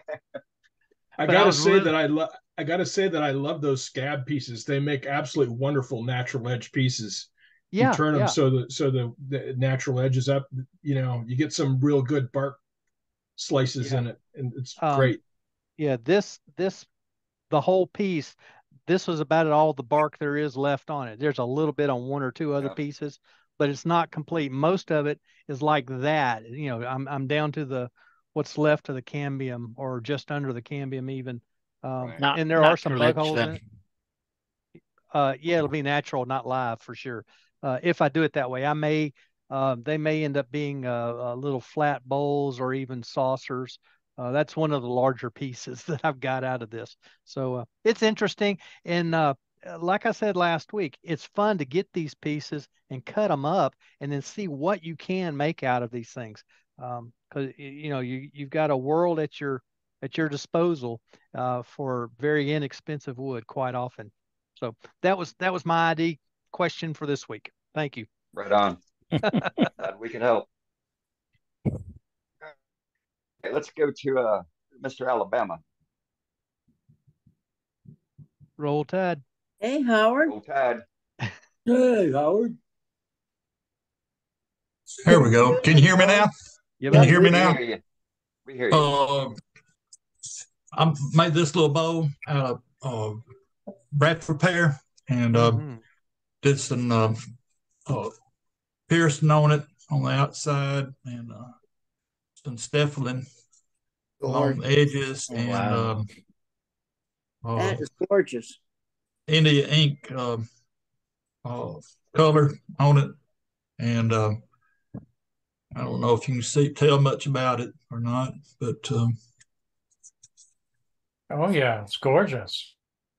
It is Very beautiful. nice. Again, another wonderful piece. took about a week out of my life. So A lot of work there. I was going to ask. Yeah, absolutely beautiful. Yeah. So I have one ideal, and when I start, and that ideal keeps changing, and I keep doing something different from where I think I wanted to start with, and then I ended up usually hating it, So anyway, it came out pretty good. You end up with a beautiful piece, is what you end up with. Did you do the same thing as tonight's demo? Was it all as you turn on your lathe? What's it called? The sequence. How did you turn each one? Indexer. Yeah. Oh. Well, I turned the bow first and got it, I guess, about a little over 1/8 of an inch thick all the way around. And then I had an ideal, and I didn't use any X. All this is freehand. I'm talking about the coloring and all. The layout of it. On the inside and the outside, are they like kind of matching? Yeah, they match. So, yeah, they match. So that's like indexing what we saw this evening. I suppose. I guess so. Yeah. But I try to match. You did it freehand. Well, I drew this out with freehand. Okay. I just sat down and started making these. Thought I wanted something in the middle, and so pretty much I have a general idea of what I want to do, but then once I get started, it constantly changing, and I have a wild hair of wanting to do something different, and so you just got to get it out, right? Right, and then I got to get myself to stop. Okay, not to keep going. Because it would probably just end up like a toothpick if I kept going. So anyway, that's what I got. When you get about 2/3 done with the holes, do your eyes start to cross? Yeah. I'm not being critical. I'm just there are a lot of holes there. Boy, I'm cross-sighted. I'm cross-sighted anyway, so it didn't really matter. It just worked perfect. Come on, he's from a state that worships the elephants. So. All right, thank you. All good. Thank you. Wonderful. Thanks, Beautiful job. Yeah. As always, Howard, beautiful. Love it. Thank you. All right. Any more questions? Anything? What is there to say after something like that? Like my address. That is beautiful. Yeah, indeed. First from running back. All right. Just beautiful. Great stuff. All right, let's finish up gallery here with Mr. Duxbury. Hey, Jim. Yeah, SWAT. Joaquin gave me a piece of Texas ebony, and I haven't seen that. I never used it before. Gorgeous stuff. Oh my goodness! Oh wow! Oh wow! It's gorgeous. I can't. I got to make something out of the rest of the log, but it was 110 degrees, and he had it in his truck, and it started to crack. And I took it back, and I took it in a hotel, and of course it's air conditioned in there, and the darn thing cracked a little more, and it took 3 days to drive home, and cracked a little more. So it's so gorgeous. I got to figure a way to use the rest of this stuff. Joaquin, this is the first piece of your wood. Yeah, it's a good looking piece. Man, that is great. Nice. It is. Wow. That is Have you got beautiful. Have you got a finish on it, or you just polished it? It's got a couple coats of lacquer on it. Yeah. I tell you, my wife's getting good. She looked at it and she says, right in the bottom here, you got a little bump. I mean, damn. I had to put it back on the lathe and refinish the thing and do the whole thing over. But I sure as heck I had a bump in the bottom of that damn thing. But anyway, love the contrast on that sapwood. Yeah, it's gorgeous. I got to figure out something to do with the rest of the piece. But that is gorgeous. It's working around the cracks. It's always good to have a critic, Jim. It's always good to have a critic. Yeah. My wife Trish is my critic. Oh, really? Yeah, she's getting good at wood turning. Now, I used to look at her piece and say, if you sanded a little more over here, it'd be great. Now she looks at my piece and says, if you had sanded this a little more, it'd been well. So it comes back sooner or later, I guess. But anyway, that's pretty good. Yeah. Very nice. Hakeem must really like you. He never gave me a piece. Oh yeah, this is gorgeous stuff. Well, I don't know what to sign it with. I still don't like those gold pens. You can't sign it with black pens, and I just go ahead and burn it, Jim. I just leave it burnt. I don't put anything. Does wood burn? Yes. Does it show up enough, or? It turns out a little darker. I mean, you have to look for it sometime, depending. But you got some blonde in there as well. Yeah, it's not a total dark like. Yeah. Okay. That's beautiful. Well, it's gorgeous piece, gorgeous stuff. Wow. Really, thank you. That's wonderful. Well, you did justice. We'll make some more stuff out of it. Okay. Right. Good stuff. Thanks, Jim. All right, let's shoot back to Captain Eddie for closing ceremonies here. Wow, it's been interesting this evening, folks. Heck of a night. Oh yeah, we've seen some great art. We've seen some things in our turners can turn that really. We're always here for one thing: get your brain working, get you thinking about what you can do. Just that with Howard on it, he hand drew that pattern on the inside. Don't you need the index wheel? It's right there. Take a second, draw it out, look at it. Do it in pencil, stare at it and say, that kind of looks crooked. Crooked's fine. It is to some degree. And when you do that, you've changed it. It's your way. Uniform is uniform. Your way is your way. We're looking for that kind of art. We want you to share it with us. Had some good gallery tonight.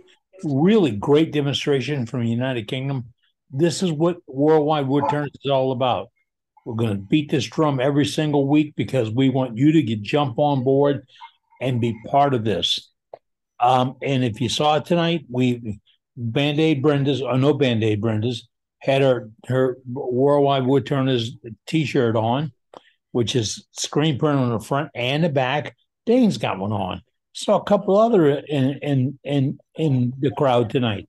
These are members showing off our colors, flying our colors. Same thing with the stickers. Saw the stickers in the background on a couple of clubs, on the sides of lathes, and etc. This is how we spread the word of the club. We want you to be part of it. There's not a buck to be made in this whole thing. And I keep saying that, and folks say, how would you mention $1? Because it's so unimportant to us. We just want the friends to get together and share this. On November 22nd, we're gathering for a special meeting. This is one way we all want to come into your shop and see what you have. That's right. We see it all the time. We saw it tonight. We saw 2 shop-made tools tonight, at least 2 shop-made tools tonight in our one demo. And we've seen others. We want to come into your shop on November 22nd. We want to see what you come up with, the little ideas, tricks, things, shortcuts, whatever, things that you make to save time, effort, make things go a little bit better. It's the things that you would think, oh, every turner does this. This is a brain dead idea. Not every turner is necessarily as brain dead as you would want them to be. They don't all think about it. So we're going to get together and think about it. And if you got something to share with us like that, this is the place to do it. And if you can't make it, then make it another night. We got room for you. It's not like if you don't show it that night, you can't show it at all. Look at the rules we have. Oh, you got to be kind, no vulgarity, no politics, and that's about it. That's it. No advertising. No Message in the advertising. chat. Got to remember that. No advertising. And whatever you want to share with somebody, it's in the chat. As one of our friends out of Australia, yes, we go to Australia, would tell you, save the chat. Before you leave tonight, go over to the chat board. In the lower corner down there, there's 3 little dots. You click on that, and one of them will come up and says, save the chat. Save the chat. It'll be saved on your computer right now as to what you see on the chat. Now, you came in late, and it didn't pick up the chat before you got here. No, it doesn't do that. But Dave Rose is a webmaster, and he's sharpening that. You see? So Dave's going to have the entire chat on our website. It takes him a day and a half to put it up there, post it. But he also puts up all the demonstrations and excerpts and everything else. So all that information goes on the world's greatest woodturning website, worldwidewoodturners.org. That's where you can find all this. And if you need help on anything, put it in there. That's right. If we can't help you, we can find somebody that can. And we got the resources to do so. And we're non-commercial. We have no links to anybody except wood turning friends right there. Hey, So, Captain. yes, ma'am. Tell everybody that's left, which is our core group, I would assume, about Mark Soleil. Oh, what's about it, Mark? He got back in the hospital this weekend. I got a call from Peggy Schmidt, and he woke up Saturday morning and couldn't talk. So he ended back up in the hospital. He's home now, but she said he's depressed. You know, he lost his mother, I think, 2 weeks ago. Mark is 80. His mother was 104. Oh. And he lost his brother in August. He's he is stopping everything. He's trying to get rid of all his wood, and he's so if everybody could put him in his prayers, that would be great. Yes. He's a great man. He really is. Yep. Takes a whole lot to knock him down. They just might have moved him off on the side. They hadn't knocked him down yet because Mark is one hell of a man and a great turner. So let's all hope he gets better and gets back to it. I miss his grumpy ass. I mean, I miss his grumpy self. He's unique. He's the member we want. Well, you know, he was always like the ever ready bunny. He wore everybody out. He would turn circles around them.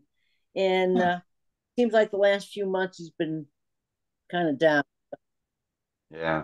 So let's pray for Mark to come back up on deck. All right. Yeah.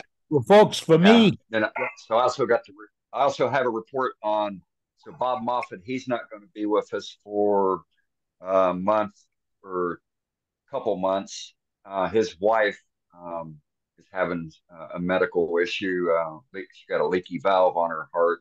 They're trying to get her in, get her taken care of.